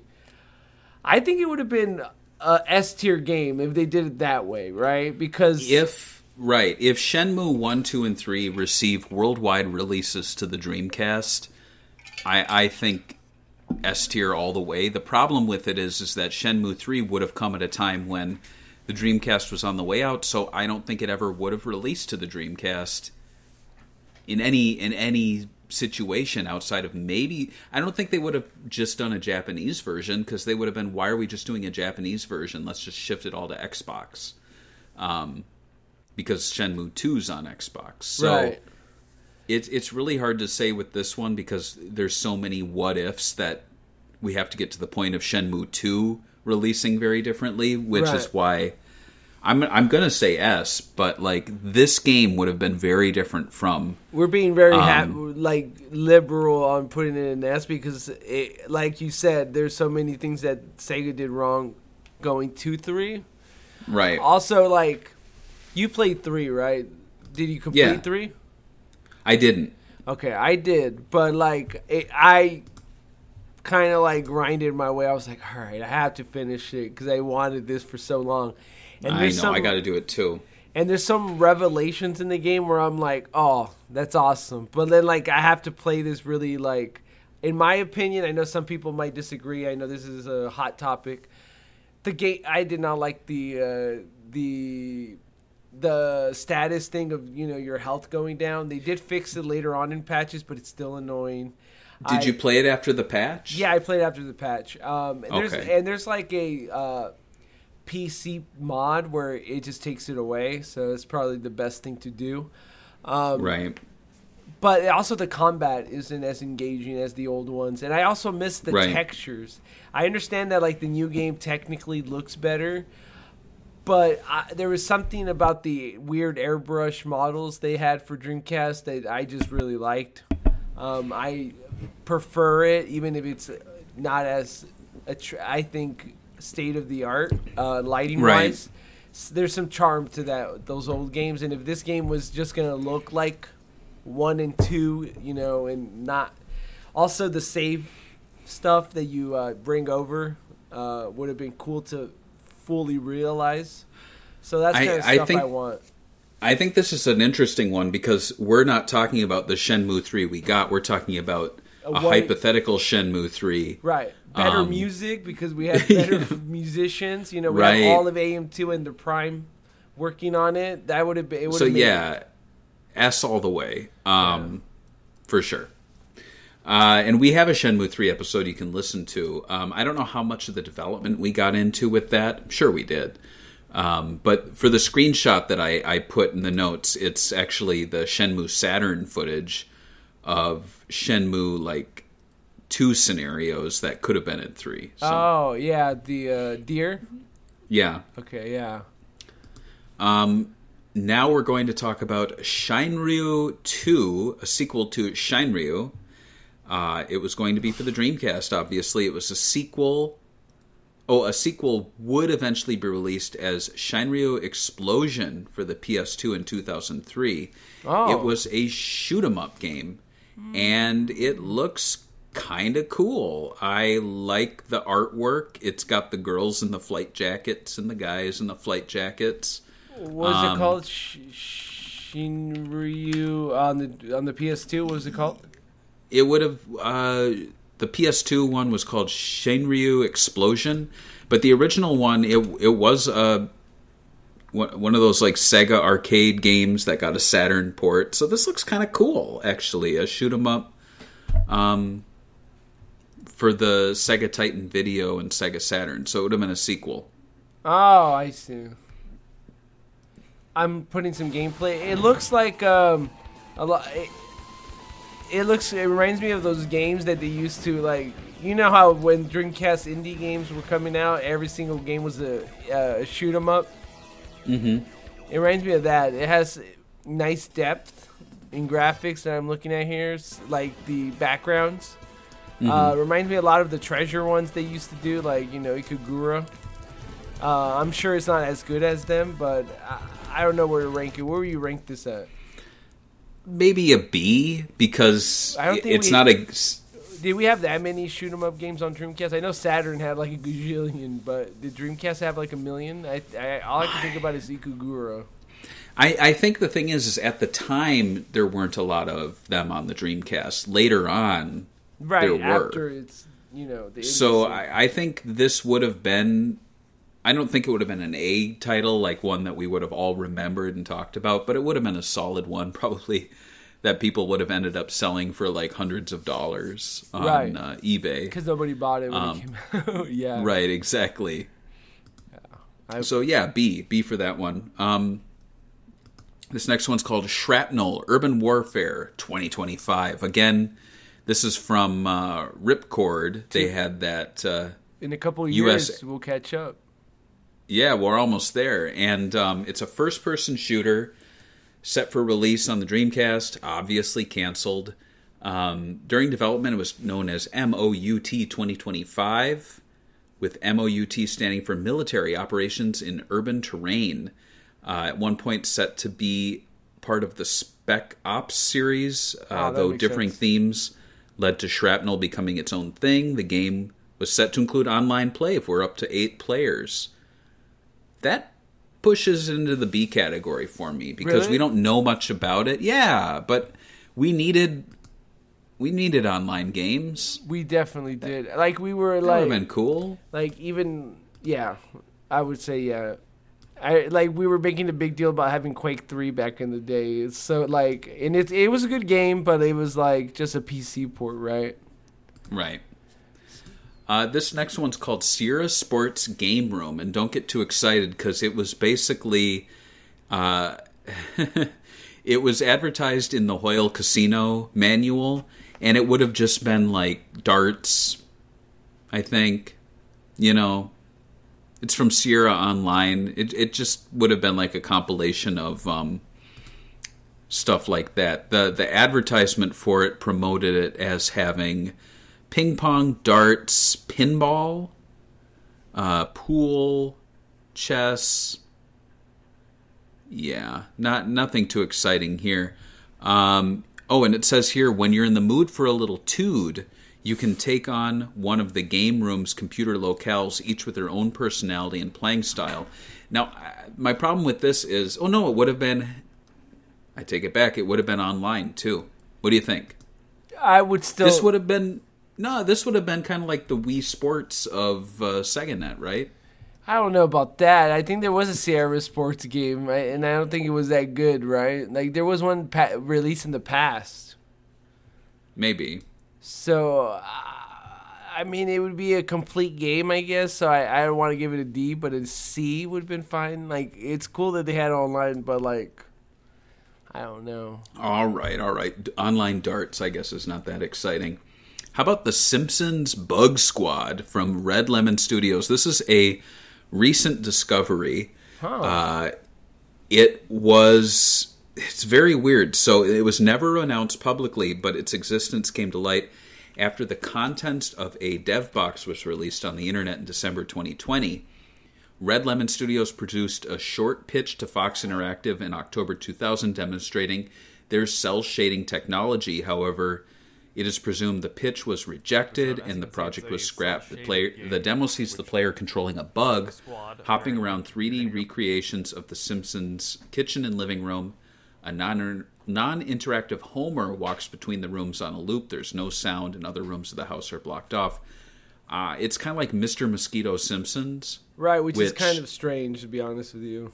Which is really weird because the Simpsons are iconic characters, and yet you're playing a new bug character, completely new to the series that you've never seen. Yeah, before. You can see online gameplay of it. I feel like this was just a tech demo that they made to show them, like, we could make a Simpsons game, but, like, for some reason they focus on a bug. I think what it is they wanted to test out their cell shading techniques, right. And what better way to do that than to showcase, like, something like The Simpsons. Right. So, on a technical level, I think it looks awesome. It's worth noting that this is... It is cell shading because it's like actual black outlines. It's very clean looking, a lot cleaner than Jet Set Radio, right? Which isn't. I mean, it's a fantastic game, but I think it's intentionally kind of sloppy with the line work. But this almost reminds me of the Simpsons game that released years later. But yeah, the bug itself is not in any way a Simpsons character design. But it is interesting that they have a TV and they're actually showing Itchy and Scratchy. Like, little details like that I like about this. You know what they could have done with this game is it could have been Bart and Lisa get shrunk by Professor Frink. Yeah. And you run around the Simpsons house tiny. That would have been more interesting than a like Honey, I Shrunk the Kids Simpsons game. Right. Like survival. That would have been awesome. Yeah. For what it is, though, it's a tech demo, but it's The Simpsons. And having a cel-shaded Simpsons game when back in the day that was, like, with these graphics, I think would have been pretty interesting. I mean, I don't know where the developers would have taken it, so I would have to give it at least a C, even though it's just a tech demo. I'd give it a B because I feel like it's... Simpsons fan. I almost want to say A, but I don't think The Simpsons... I think the developer being unproven and the concept being kind of wonky, but I think The Simpsons as a brand would have really been cool to have a game like that. Some people will say that The Simpsons were in top notch back in this day, like in the 2000s. But I would say they were still like fairly popular. Yeah, this was when Futurama and Family Guy were coming out, and it started to really show its age. I would say B. I think that's something that I think The Simpsons still need is like a well done new game, like on consoles. I think that's what they're missing. I think they could work really well, but because I think like the world of The Simpsons is really interesting to explore. Like they created a whole universe of characters, right? So it's cool to explore it, and that looks pretty cool. Like just exploring the house was cool, like in that technology. Yeah, and I mean, I'll admit I watched every season up until like 3 years ago, and then I don't know why, but I just kind of stopped. And I'm like 3 seasons behind, and I feel like I keep having to catch up, and I'll sit down and like watch 3 episodes, and I'm like, man, I still got three years worth of Simpsons to watch. So I need to catch up. This next one's called, it's Sky Odyssey. Did I not click the right one? Let me see. Sky Odyssey.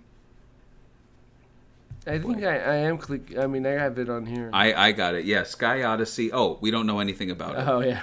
Okay. That was of course. fast. I go all this effort to find it. Well, it would have been from Cross and Activision or whatever. I know the next one. The next one is called Space Invaders. Didn't they have an ad for this on magazines? They might have. This would have been an unreleased... Well, this would have been an entry in the long-running Space Invaders franchise. There were PlayStation and N64 versions released. The Dreamcast version was canceled. It received a rating.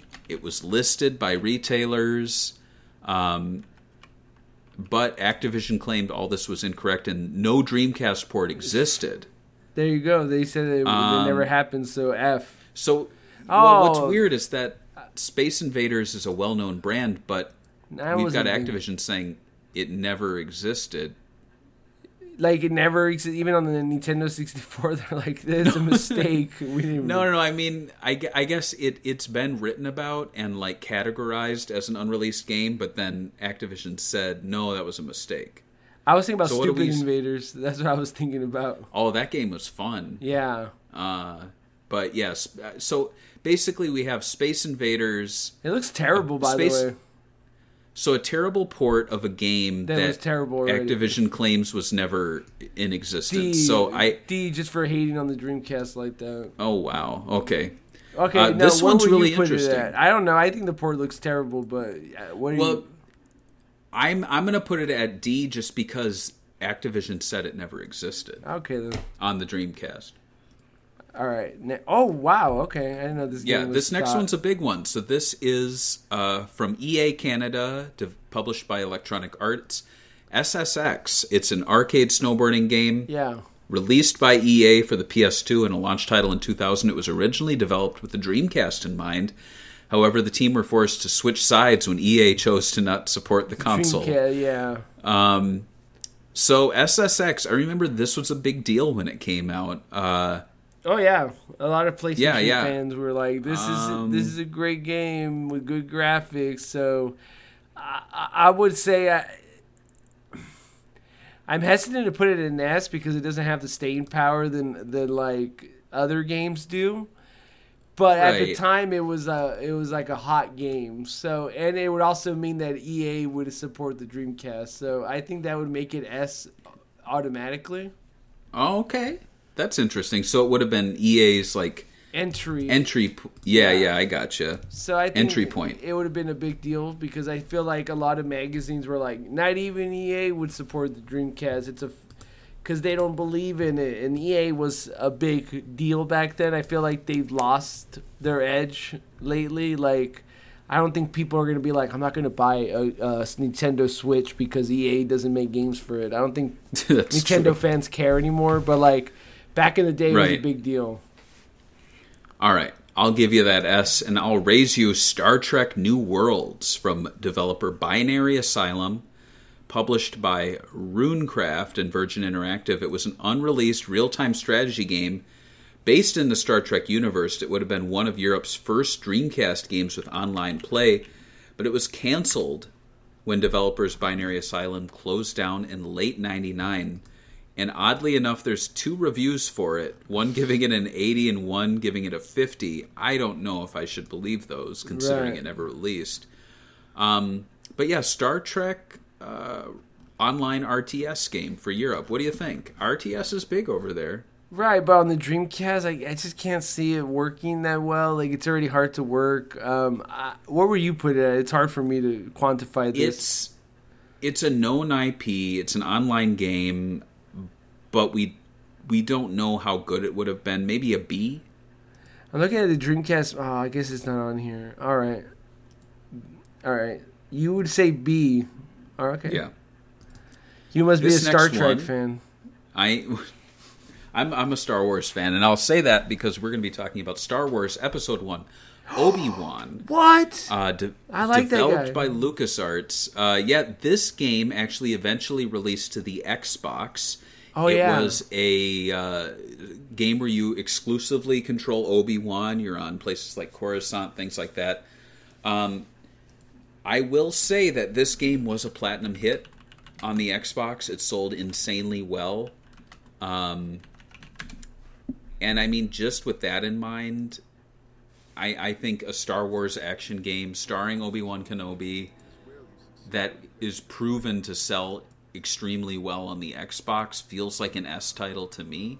Or no, like an A title to me. Yeah, I don't know. Was the game good? I've never played it. I don't know if you played it. It was fine, but it sold insanely well.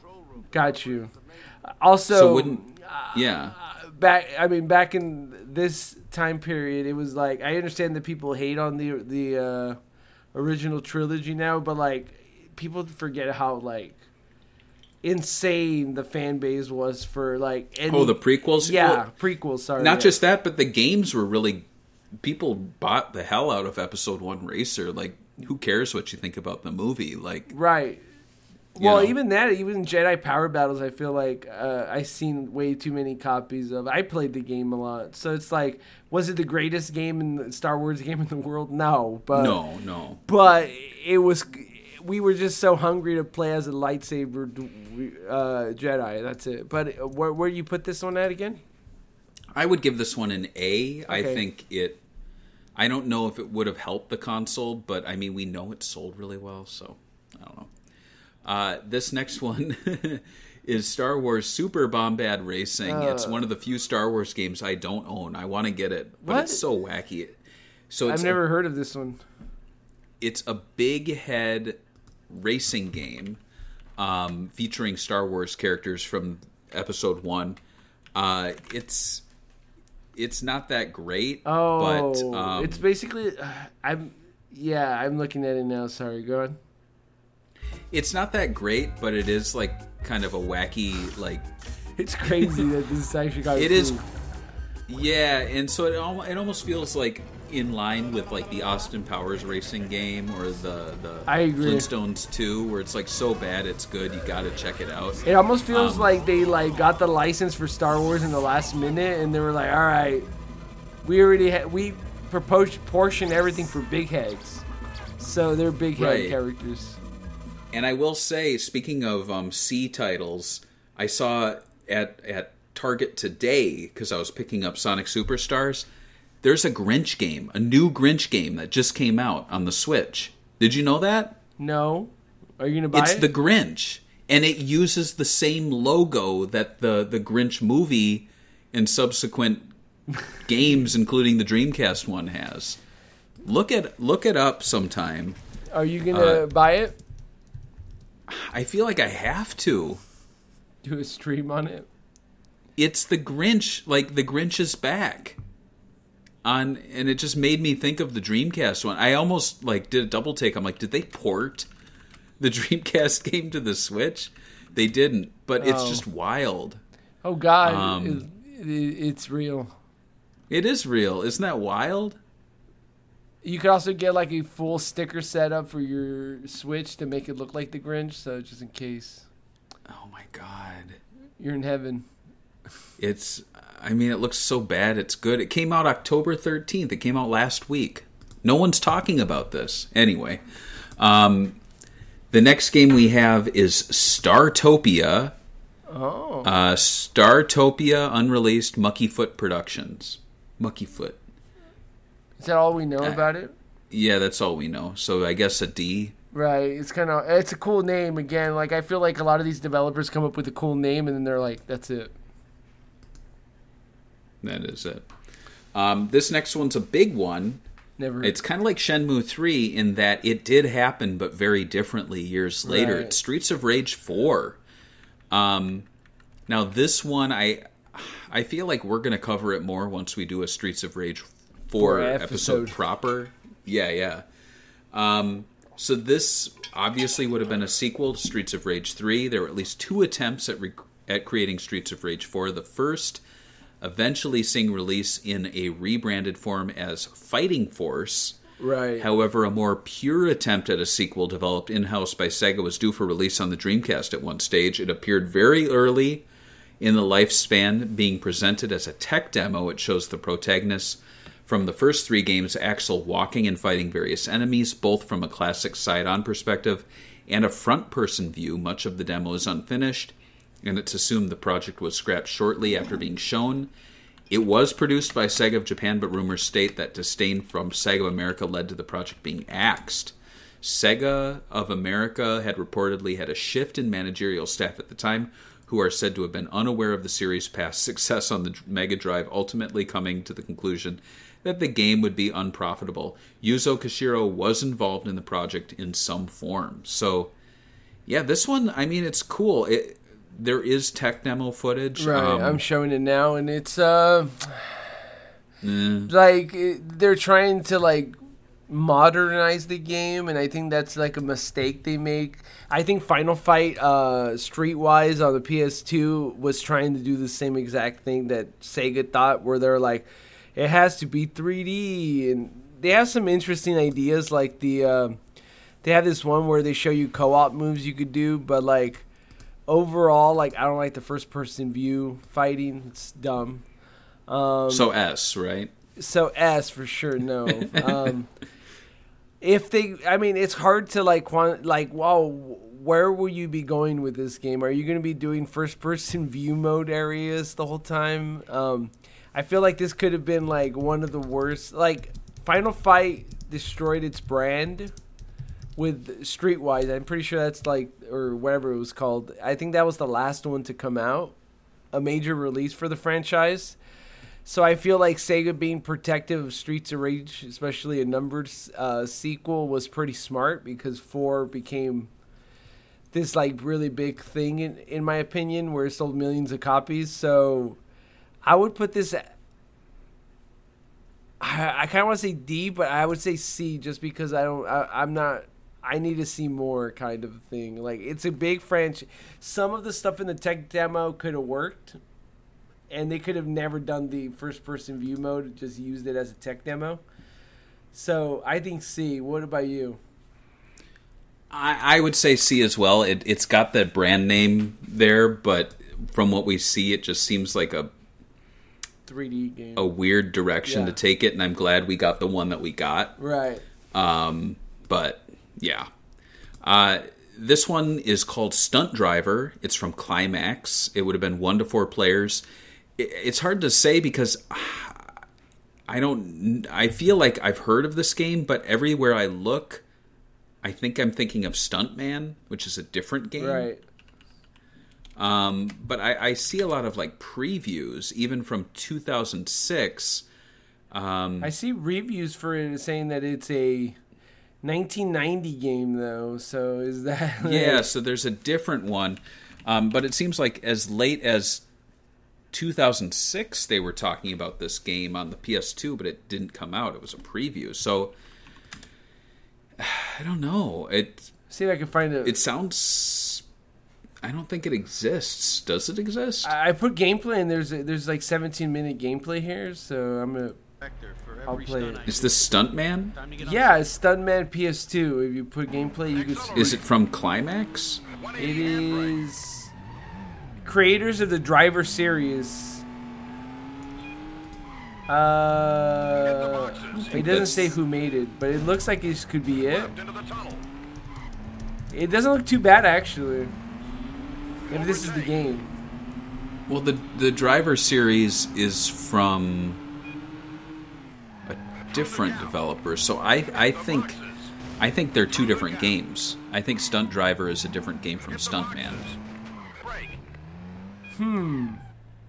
No. This one says it's called Stuntman, but they just say it's a developer of. The Climax was the developer. This one doesn't say the developer though, like the name. I don't know if Climax actually worked on it, so it's hard.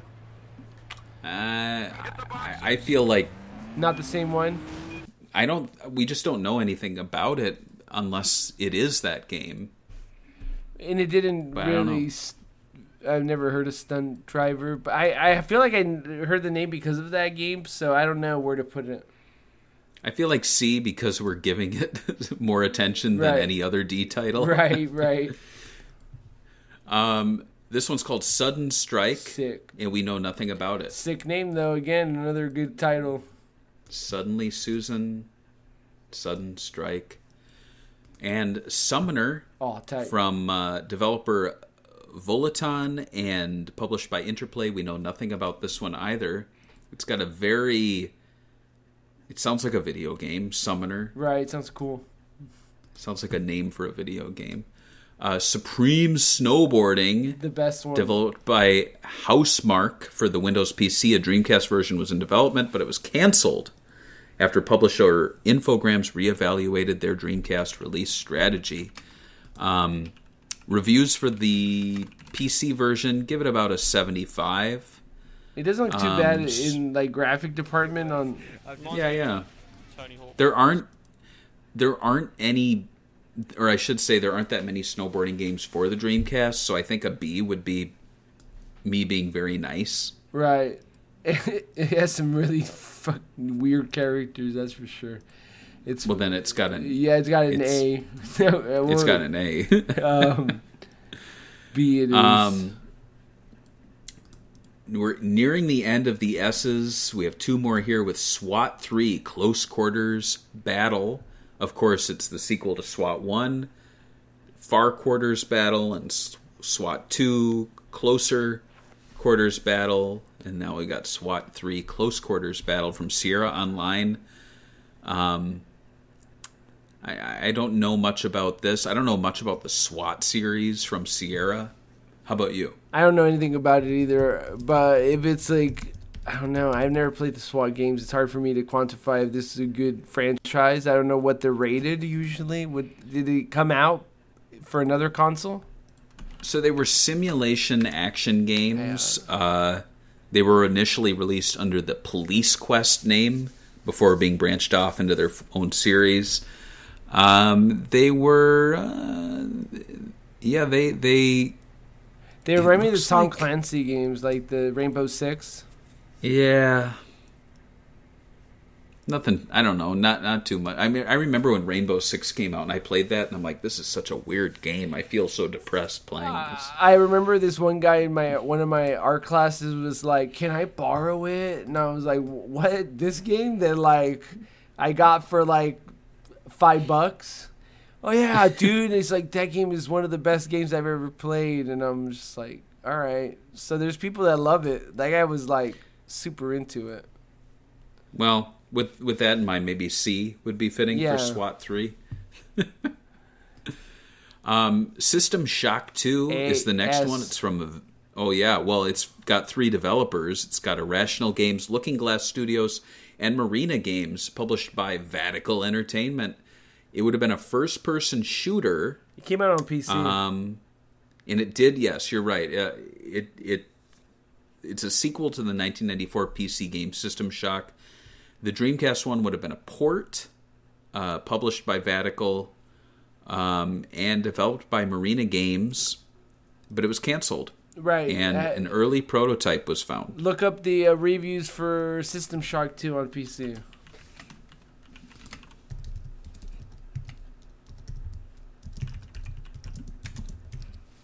people like this game? Oh, that looks kind of cool. I remember this game. It's supposed to have like multiple ways to beating levels, so like it was kind of an interesting way of like exploring the world. You could like this hack. this game got really good reviews. People really enjoyed it. It's like People thought it was like a lot of people would even argue that this is better than Half-Life at the time, but it didn't sell as well as Half-Life. It kind of was like an underrated game. What else can I say about it? I think they recently made a remake of it that nobody even talks about. So oddly enough, so I'm showing the original one now. Let me see if I can find System Shock 2 remake, just to show you like. Oh no, it's System Shock. Oh yeah, no, it's System Shock 2. It's called like Re-Engage or something. Enhanced Edition. Is that the one I'm thinking about? 42 years later. But yeah, I don't know. But I think that this is a big game. But like I said, it didn't sell too well. So to put it in the S tier next to like Ninja Gaiden or Gaiden, depends on your. Yeah. I see what you're saying. You're thinking it's like more of an A tier title where it would have been great, but not really helped sell the console. It's weird because personally, to me, I think it's above like these other games that are in here in terms of like reception. So I want to put it in the S tier because of that, but I'm like stuck in between these two. Like it has to be one of these, but like the reviews are so high that it's like I have to put it in the S tier. I think I do have to put it in the S tier for myself. For yourself, right? Okay, so it is an S tier title. Because I feel like it would have had more hype on the Dreamcast, and people would be more hungry for an FPS game. And watching magazines like Dreamcast and stuff praise it would have, I think, brought in a new audience for the game. So I kind of want to put it in S tier. Yeah, that's fair. Yeah, so we have completed the S's. We're nearing. I'm just kidding. We're pretty close to the end here. Right. This next one's really interesting. It's called Take the Bullet. Cool name. And this is from Red. Yeah. Well, there's a lot to be said about this one. It's from Red Lemon Studios. It would have used the Sega Dreamcast light gun. Oh, that's sick. And it was a first-person game. Red Lemon Studios were acting as a 1.5 party developer for Sega Europe. And this game was initially announced as Project TTB. The game would have been set in the late 60s in America, starring Jack Travis, a bodyguard hired to protect presidential candidate Kincaid during his election campaign. Players would coordinate their efforts with the rest of the bodyguard team to successfully ensure Kincaid's safety. So it was like a... What were those called? Like a protection quest? What are those called? Like, don't let this guy get shot, sort of... mini game within like stuff like Red Dead Redemption and stuff. But yeah, there's a gang of thugs called the Children of Gabriel out to get the president. What? It didn't use high polygon models, and the developers instead concentrated on getting as many characters on screen as possible, making crowd scenes possible. That's cool. The main task would be to identify and eliminate enemies without civilian casualties. I guess like other like I guess there's a tech demo somewhere online you could get. So yeah, it displays all the action in first person, but it gives the character the option to view all the action from a third person mode, where the character is seen in front of the action. The game was set to feature 12 levels for players and an arsenal of 18 weapons. It was to offer multiplayer modes, including 4-player games and local console 16-player deathmatch modes. This sounds awesome, to be honest. Look at the tech demo. Like I understand that like they might have gotten more development time, but damn, some of the animation's so bad. Like they just like walk on screen. I get it, it's a tech demo, so it's like it's an idea of they budgeted more. So like. Keep in mind that it kind of looks like a mess a little bit, so I don't know what their whole plan for it was so far. Because it's not a rail shooter for sure, but it's like it says here there is a known prototype, but it's currently held by a private collector. But you can see gameplay online. Like somebody uploaded the gameplay. Yeah. Yeah. Can't play it. So I don't know. This looks kind of cool to me. Where will you put this at? I mean, it's getting me all jazzed, but I also got jazzed about Picasso, so maybe a B. Okay. Because it does look kind of janky. Right, yeah. You know? I mean, like I said, they might have, it's like a quick demo to show get more funding for the game, and they're like, no, we're good. But yeah. Yeah. This next one's called Test Drive Cycles, if you remember the Test Drive series. Right, Le Mans was pretty big, right? This one would have had motorcycle racing, which is kind of cool. So, Windows, PC, PlayStation, and Dreamcast versions were announced but scrapped, leaving only a Game Boy Color version released. An early prototype version does exist. I think this looks cool graphically. I like racing at night. It kind of reminds me of Shenmue with Rio on the motorcycle. Was it Cycles? Where would you put this one? I have to look at the game first.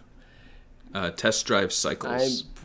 Got it. Well, you get to play as like a motorcycle gang member.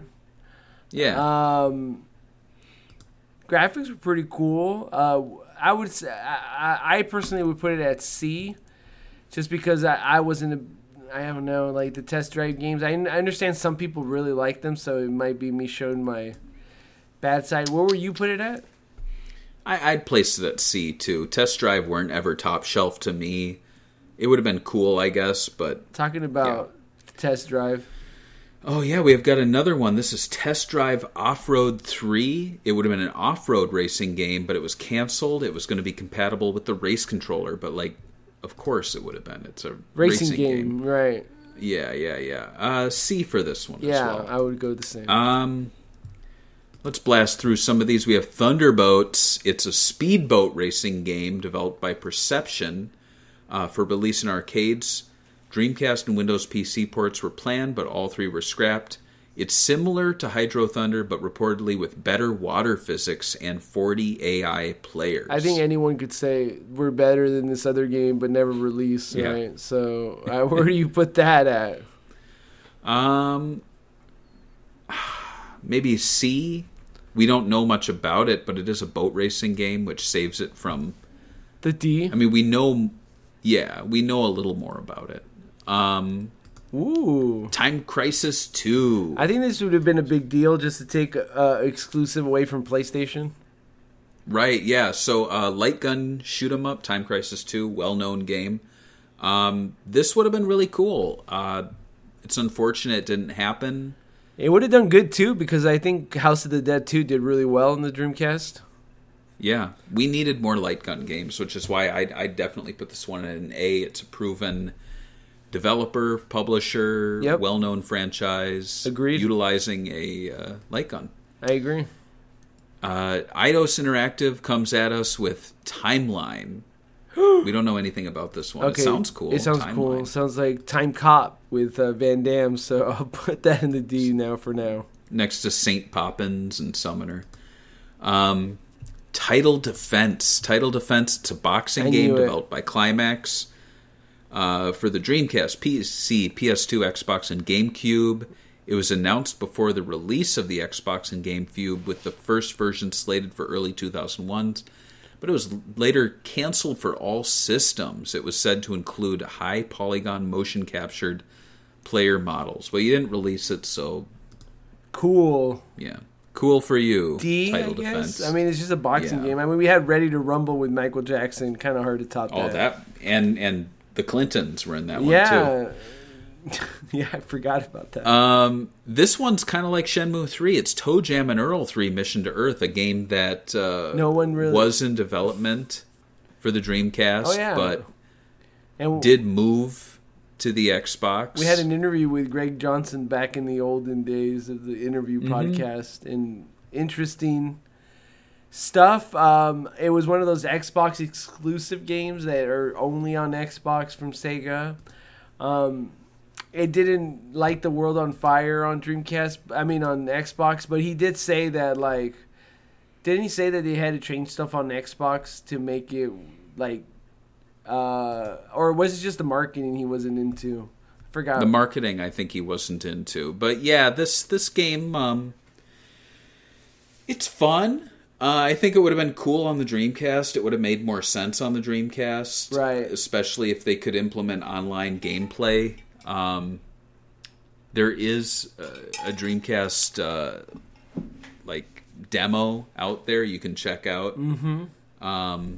But yeah, I mean it's a well-known franchise, so I'd probably place that in the A. I would agree, and especially on Dreamcast, just because they would have like the SEGA branding. You know what I mean? Like going forward, it's like you would assume that like Zelda does the best on Nintendo consoles because it's a Nintendo franchise, right? Like, right? Yeah. Like how many games?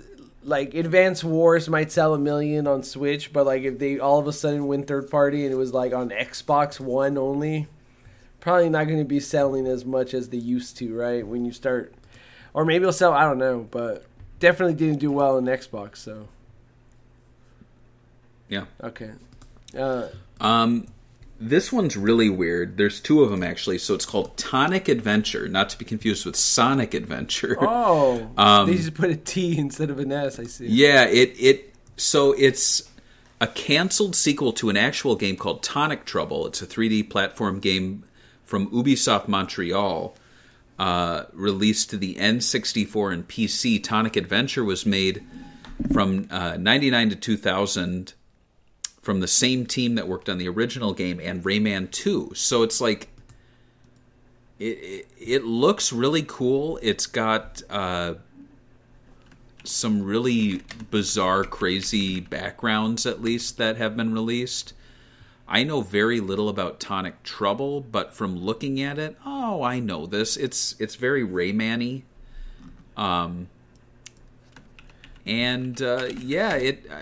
It didn't get great reviews, though, which is kind of surprising because it's from the Rayman 2 guys. Right. So it's crazy. I mean, I'm looking at it now. It looks like Rayman graphically, but like you said, it didn't get good reviews, so I don't know. It's kind of, we already had Rayman on. I feel like maybe C because it's got that Rayman aesthetic, recognition, and team, and it could have been better. Maybe they started to get better at it. And Tonic Adventure also had Tonic Trouble, which I believe would have been ported. Right, the PC version is what I showed. Yeah, right now, yeah. So again, Trouble. C. Both of them? Okay, I got you. Yeah, yeah. This is a big one. Not too much to say about it, but it would have been Tony Hawk's Pro Skater 3 ported to the Dreamcast. It never happened, though. 1 and 2 did amazingly well for the console, so I'd have to imagine maybe an A. Oh, yeah. No, I would even say, I don't know if it... S? S, yeah, because I think this is the one that had the online stuff. Or maybe I'm thinking about 4, so... I was so upset that it came out on PlayStation 1, but it didn't come out on Dreamcast. I was like, oh, cool, you guys are going backwards. All right.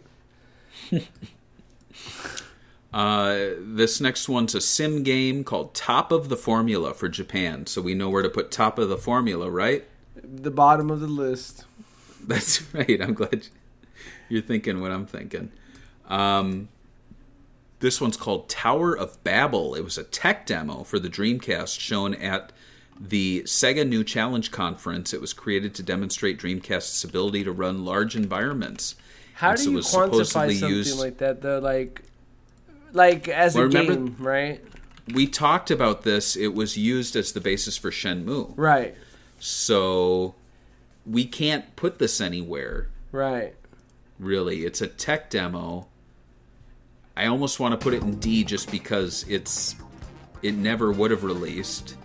Yeah. It's a tech demo. Yeah. So definitely I agree with you on that. Toy Fighter. Don't think this is like from Toy Commander. It's actually a Sega Naomi versus fighting game released in 99. Plans were in place to port it to the Dreamcast, but it never happened. Is that the arcade game? Yeah, so it's an arcade game. I know very little about this. I never even heard of it, to be honest with you. This is crazy.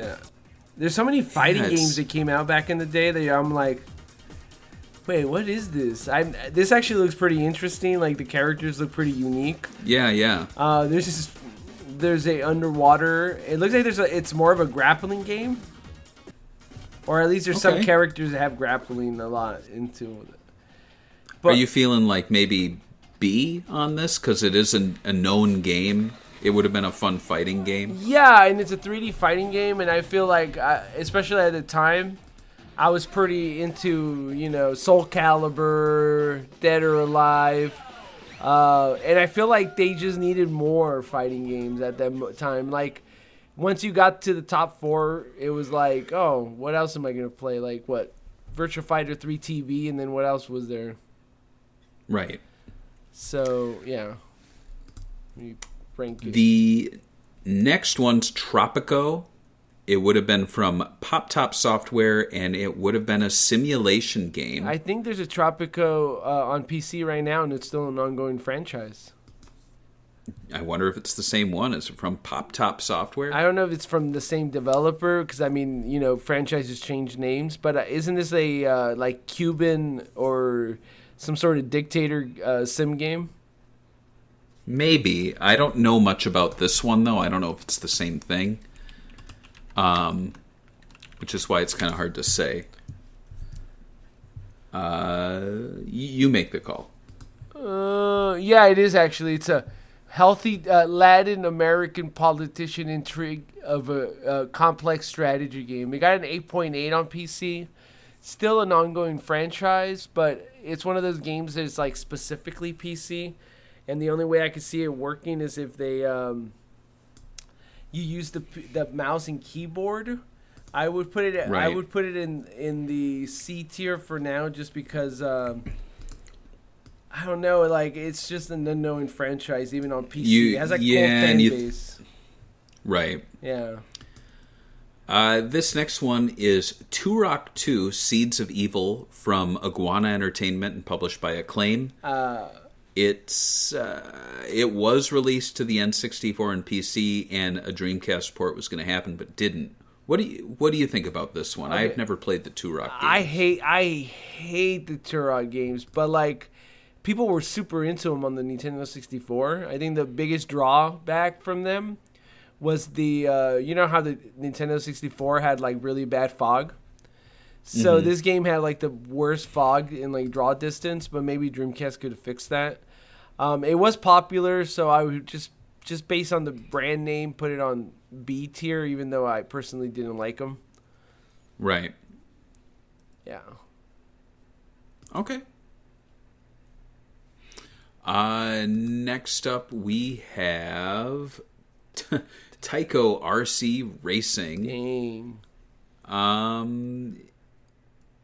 Yeah, it would have been a Dreamcast version of Tyco RC Racing game. I feel like a lot of these exist. I'm not too jazzed about them. I don't know, maybe C because it's got the Tyco name, but Is Tyco a big I mean, they had they sell actual, racing things, right? Like RC racers? Yeah. Okay, I didn't know that. Did you own a Tyco racing thing? I had a race, little remote control race car that could like flip over and drive upside down. I don't know if that was Tyco, but it was cool. Sounds pretty cool. I never had one, sorry, so I guess We'll no buy you nostalgia. Mate, for this we'll buy Christmas? Yeah. Thank you. This one's called Type X Spiral Nightmare, a Japanese adventure game that we know nothing about. That sucks, because that's a cool name, I guess. But that's how it always is, right? They Right. pick like a cool name to get us hooked and like care about it. Peace fund us and nothing. Next up, we have UEFA 2001. It was a planned sequel to UEFA Striker, set to be released on the Dreamcast. It was canceled when the publisher reevaluated their Dreamcast release schedule. So, soccer game, football. Do we need more of these? I don't know. Maybe a D. It's not. Maybe a C. I don't know. I'll put it on the D just because it's a sports game and we're we don't know anything about sports. Yeah, that's a good one. Here's one that's been kind of popular on the Dreamcast. Ultimate Fighting Championship Tap Out. It was a sequel to UFC, released exclusively for the Xbox in 2002, but it was originally planned as a Dreamcast game. But the Dreamcast version was put on hold so resources could be channeled to the Xbox. Did the Xbox one get good reviews? I never played it. I do remember the Dreamcast one. I liked it. I thought it was like cool graphics. But I don't know if it had good, like if people consider it a good. I just remember me liking it. So what does that mean? UFC Tap Out had 75%. Some people Oh, that's liked good. It, so yeah, I would say that's pretty good. I mean, I know people are always like, it has to be 10 out of 10, but like I would say that's pretty good reviews for the game. Maybe B. For sure, because I thought that the original was really cool, and it really showed off the Dreamcast's graphics. So cool. Now this one's really going to grab you. It's Ultimate Sky Surfer. It was a port of the PS2 game of the same name, scheduled to be published in the West by Crave Entertainment, although plans never materialized. That's kind of cool. It's like a sky surfing game. It's unique. What the Subway Surfer, Sky Surf? What? They have it on iOS? Why? No. Oh no, this is a totally different game. It's a totally different game. Yeah, I was gonna say, what are you talking about? Yeah, I was like, why do they have it on iOS? But no, you're right. It's a totally different game. Yeah. So, where will you put this one at? Maybe C. Like, I feel like it would have, it would have had something that made me like want to check it out. Like sky surfing sounds wild. Unreal. This one's odd. Yeah, so it's the Unreal game. The first-person shooter released for PCs in '98. So it's the first in the Unreal franchise and debuted with the so-called Unreal Engine, now a separate product, of course. The Dreamcast port was announced early on in the console's cycle, but despite being firmly slated as a U.S. launch title, the game never materialized.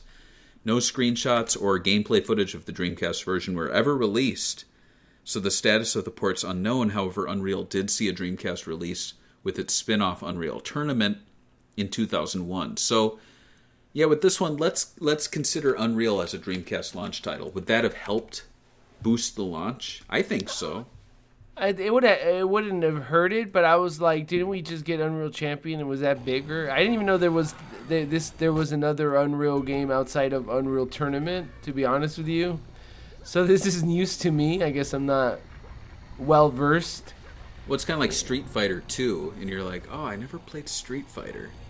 Well, it looks like this is more like a Quake game, and then like a Tournament is more like Quake 3 Arena, where it's just fighting each other. So I don't know. That's weird. I don't even know where to put it. I mean, it is a big name. Definitely now. It's funny that like their games used to be Unreal and their engine is called Unreal Engine because of these games, but like they make Fortnite. That's what they're known for now. So where would you put this at? I feel like if we're giving Quake an A, you should put this one there next to it. Yeah, because it's a well-known series. I think it would have been good, but it never would have saved the system. Unlike the next game, the Herbs Sims in the City. I hated this game. Like, I just hated the idea they're like the Herbs. You get it? It's like, just stop. Well, they're the Sims, but they're in urban. Yeah, I know. It's so would have been published by EA, and you did freak out about SSX. You still talk about it to this day. You're like, I would say the Herbs was everywhere. Like when you went to the shop to buy a game, it's like Herbs on the PS2. I don't know if it sold well, but I remember it being like everywhere. Maybe a B. I'm like, I'll put some gameplay footage, but it is literally a Sims game on consoles. So I mean, it has a mainstream fan base. It's not for me, but hard for me to. I don't know if this is an actual good game because I never played it. So where will you put it at? Maybe a a B because Yeah, it's a Sims. franchise you don't like, but other people do, and Right. it wouldn't have been. Yeah. I played some cities, but Now, if you want a really bad game, here we have Callisto Entertainment's VIP, based on the Pamela Anderson TV show. This one This one was an Angry Video Game Nerd episode. It's terrible. Even Sega Retro Wiki says it's critically panned. so D all the way around. Okay. So it's proof that even an established TV show IP like, VIP can't save it, whereas Roswell Conspiracies, we give it a B. This one I'm intrigued by, just by the name, Vampire the Masquerade Redemption. It's a PC game. Mm-hmm. No, they kind of rebooted it recently, so it has like more like mainstream stuff now. But yeah, I've never played the original, so I can. Yeah. So this was a PC game released as part of the Vampire the Masquerade series. They wanted to bring to the Dreamcast, but they didn't have a publisher. What would you say? It's an RPG. It looks like an open world RPG. I'm trying to see the reviews on it. Let me see that first. I played the new one that they just rebooted. It was pretty all right. I have seen this cover before in places, but I don't know. It doesn't really tell me much about it. Let me look at the Steam page. It's crazy that like, oh great, Steam thinks I'm a vampire. People seem to love this game. Yeah, it has 11,000 reviews, and it says it's very positive. So, kind of feel like it should be at least an A minimum. Okay, that sounds fair. And plus, you get to play a vampire. That's pretty cool. Yeah, that's really cool. Varuna's Forces. It's a first-person shooting game from Ascent Media and set to be published by JVC for the Saturn 3DO and Atari's Jaguar CD. Saturn version was canceled in favor of a Dreamcast version, and the 3DO Jaguar versions were canceled due to poor console sales. The Dreamcast version itself was abandoned later. Finally, the developers moved to PC, but by then JVC had run into financial trouble. Despite all that, we do have footage of the game. Oh. So this is, I think, our last video footage that we have. But, yeah, this definitely looks like an Atari Jaguar CD game. Let me,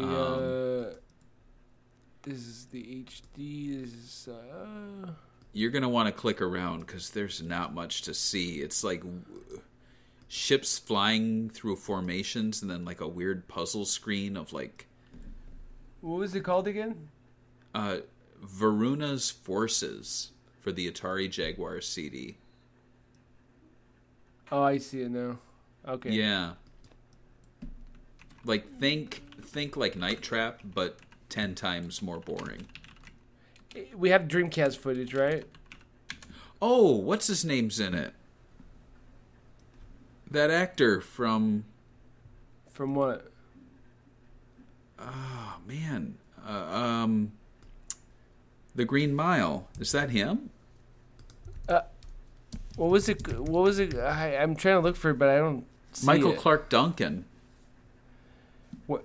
Oh, I see. Actually, you have a link right here, and I'm over here trying to look for it. Yeah, it's in the notes.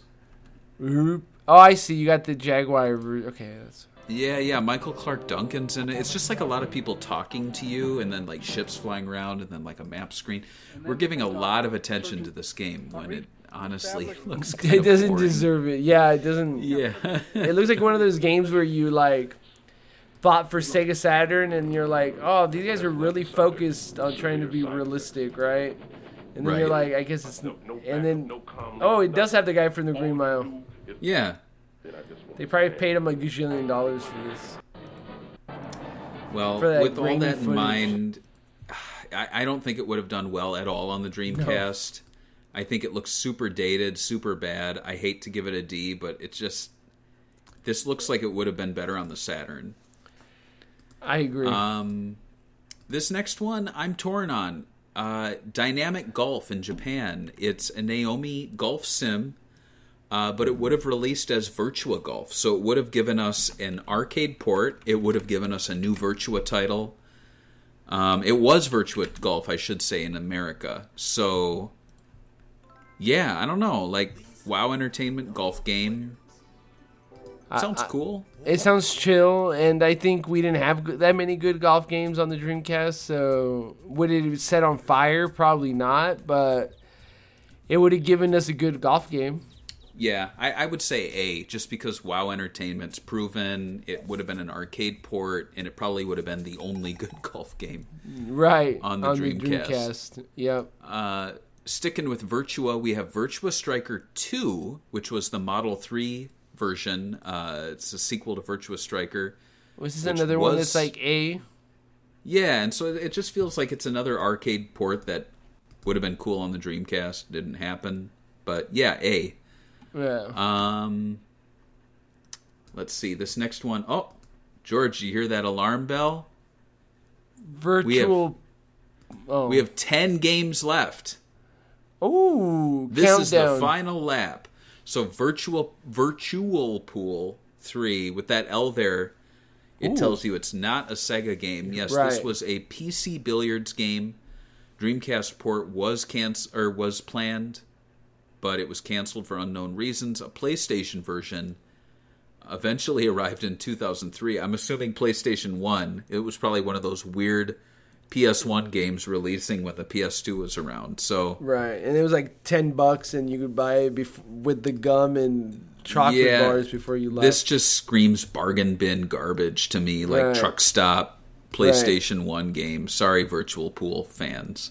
Yeah.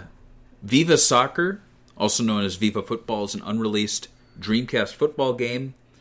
Announced and subsequently saw releases for the PlayStation and PC. No screenshots of the Dreamcast version exist. Unreleased soccer game. How many of these have we talked about? A lot. Too many. So I would have to give it a D, because we don't even have it's a PS1 port. We don't have anything. It's a soccer game. We don't know anything about soccer. And we even put UEFA 2001 in the D. So just another unreleased soccer game no one cares about. Oh man, from Waka Manufacturing, it's VJ Monster. We know nothing about that game at all, but I love the name VJ Monster. What is a VJ? Is it like a BJ? It's like a virtual version of a blowjob. BJ, a virtual VJ. Sorry, kids. Sorry to all the kids listening. Warzone 2100, planned to be a European launch title, never released. Well, I'm glad we'll be dead by 2100. So, where do we put this? Does it even exist? It's a real-time strategy game developed by Pumpkin Studio and published by Eidos Interactive. Did it come out on PC? It looks like it did. It does exist. Yeah, Espanol. It looks kind of. I'm gonna be honest with you. It looks kind of whatever. Lame. Yeah, it looks like the graphics aren't that great. It has those real time Might be ignorant of me to put it here, but it just looks slow. Yeah. So I don't know. Where would you put it at? I'd probably put it in. I just thinking of it as a Dreamcast game puts it in D for me. I'm sure it's fine on PC, but any of these PC games ported to Dreamcast never really go that well. Whiplash 2 from Interplay. It was a planned Dreamcast sequel to the 96 PC racing game Whiplash. I don't know, just like the soccer games, there's just so many unreleased racing games that don't grab me. I don't know how good Whiplash 1 was, but yeah. Yeah, I don't know. I'm looking at the Whiplash thing, PS2 game, and it has cartoony graphics, and it's anamorphic animals, or not really anamorphic, I guess. They're Disney style. Right. It looks interesting, but it's like a forgotten game. So would a sequel done better on Dreamcast? I'll just put it on C because the art style looks cool, I guess, at least. But outside of that, I don't know if it would have made a big splash. That's fair. But if you want to make a big splash, you gotta be Woody Woodpecker in Woody Woodpecker Racing. This game actually was advertised on the Grinch manual. That's where it's that's where most you notable. Right. Yeah. It was a Dreamcast port, but it never happened. In Japan, it would have been called Woodpecker Racing, I guess, because they don't care about Woody over there. They don't? I guess not. But yeah, I don't know, kind of like C for me. It's like I'd own it. This would be on my shelf. And you do streams of it.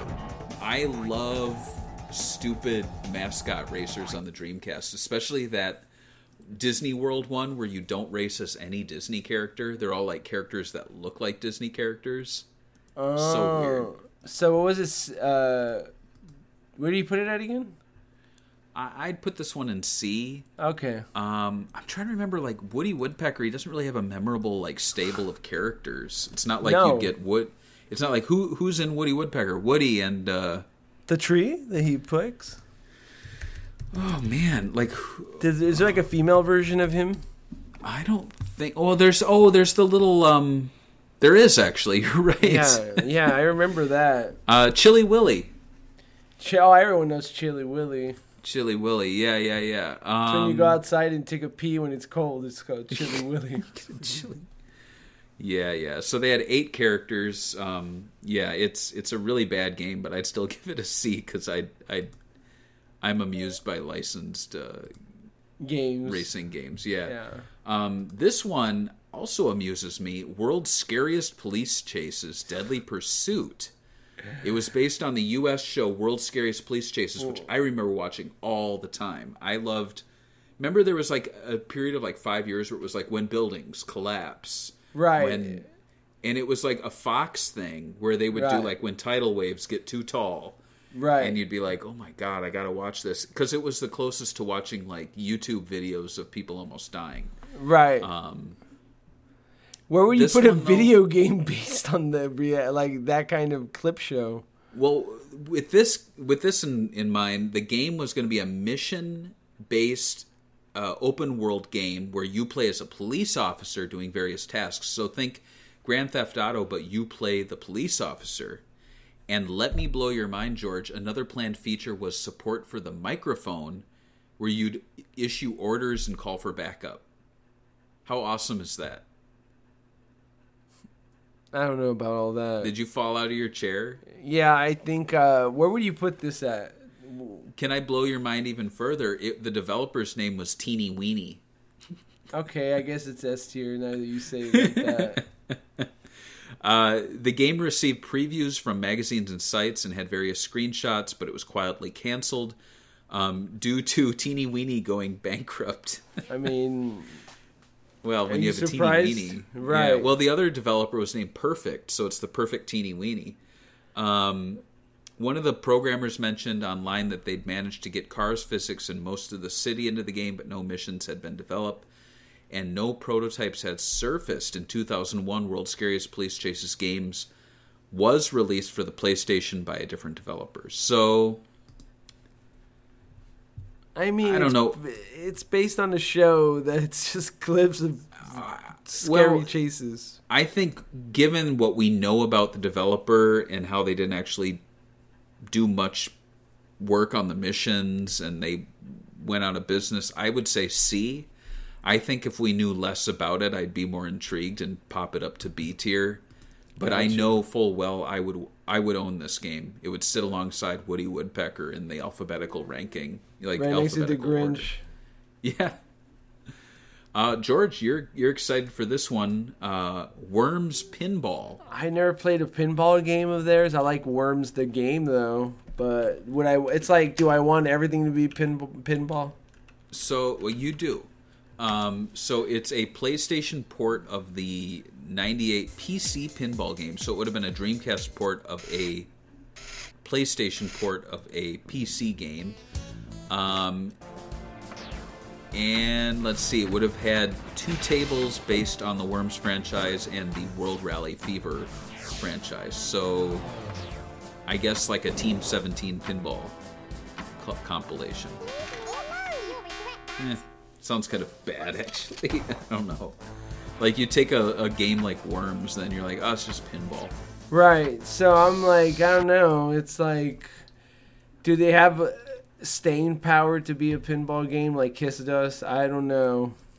Yeah, I think if they did the Sonic Spinball route and, like, adapted the Worms gameplay with pinball physics and stuff, it would have been interesting, but... I would say C, at least. Yeah. Like, yeah. This one I love. It's my favorite name ever for a video game. It's www.soccer : I'm already going to put in the D, so... It's a football management game set to on the online. Yeah, sorry. Yeah, no. Um, Online? Okay, S. Sorry. Okay. The last one. Oh my God! Well, here, let me. How do you say that so with the 2 little dots on the top of A? Wars. So it's like an orc game? Wars. It's an unreleased Sega Saturn MMORPG in development by Shenmue System. The project was moved to the Dreamcast, but canceled at one point in '99. And Shenmue System, their other games include Wizardry Nemesis, Digital Kaiba. Yeah, so they had 1 Saturn game and 1 Dreamcast game to their name. None of them released outside of Japan. So unfortunately, we kind of end our list on, I think, a D corner game. Right, because, like, it's cool that it's an MMO, but, like, you've never made an MMO before, so it's hard for me to give you a benefit of the doubt. Whew. Yeah, so that does it. Now, George, first let's look at this Part 2 list. Mm-hmm. Just take it in. You notice a certain, like, shape that we're seeing here. It's almost like a pyramid. The cream of the crops on top, and there's a lot of stuff that probably wasn't going to turn heads. Right. So just to call out the S-ranked ones, we have Ninja Gaiden, Shenmue 3, SSX, System Shock 2, and Tony Hawk's Pro Skater 3.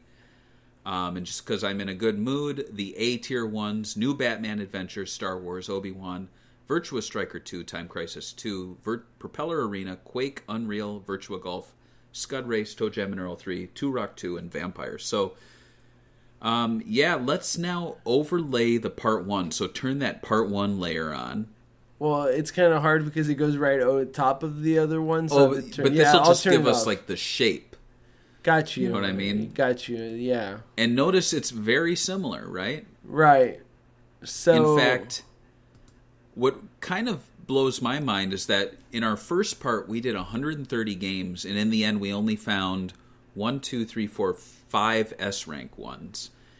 In part 2, we did 90 games, and we have 5 S-ranked ones. So it seems like the latter, in terms of alphabetical, had better games, I feel. Right.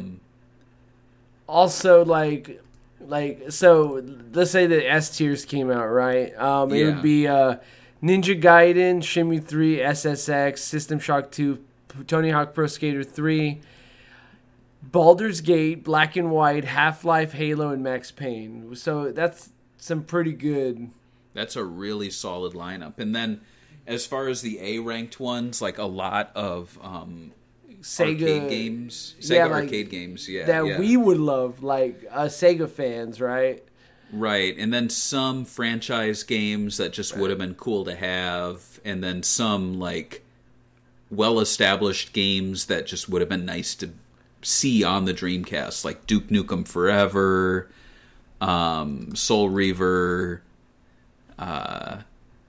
So overall, do you regret that we lost these games to time, that we're never going to see them on our Dreamcast? Never being able to get Propeller Arena online, never being able to have House of the Dead 3 after 2 was so big on the Dreamcast. It's shame. Like some of the PC ports, it would have been cool just to sell the Dreamcast, but like I could play those on PC. There's some of these games that we put lower, just on A, that I'm like, as a Sega fan, I'm like, oh, it's Scud Race. Come on, dude. Like that would have been sick to have on Dreamcast. Or the sequel to Echo the Dolphin on Dreamcast, because the graphics were so amazing.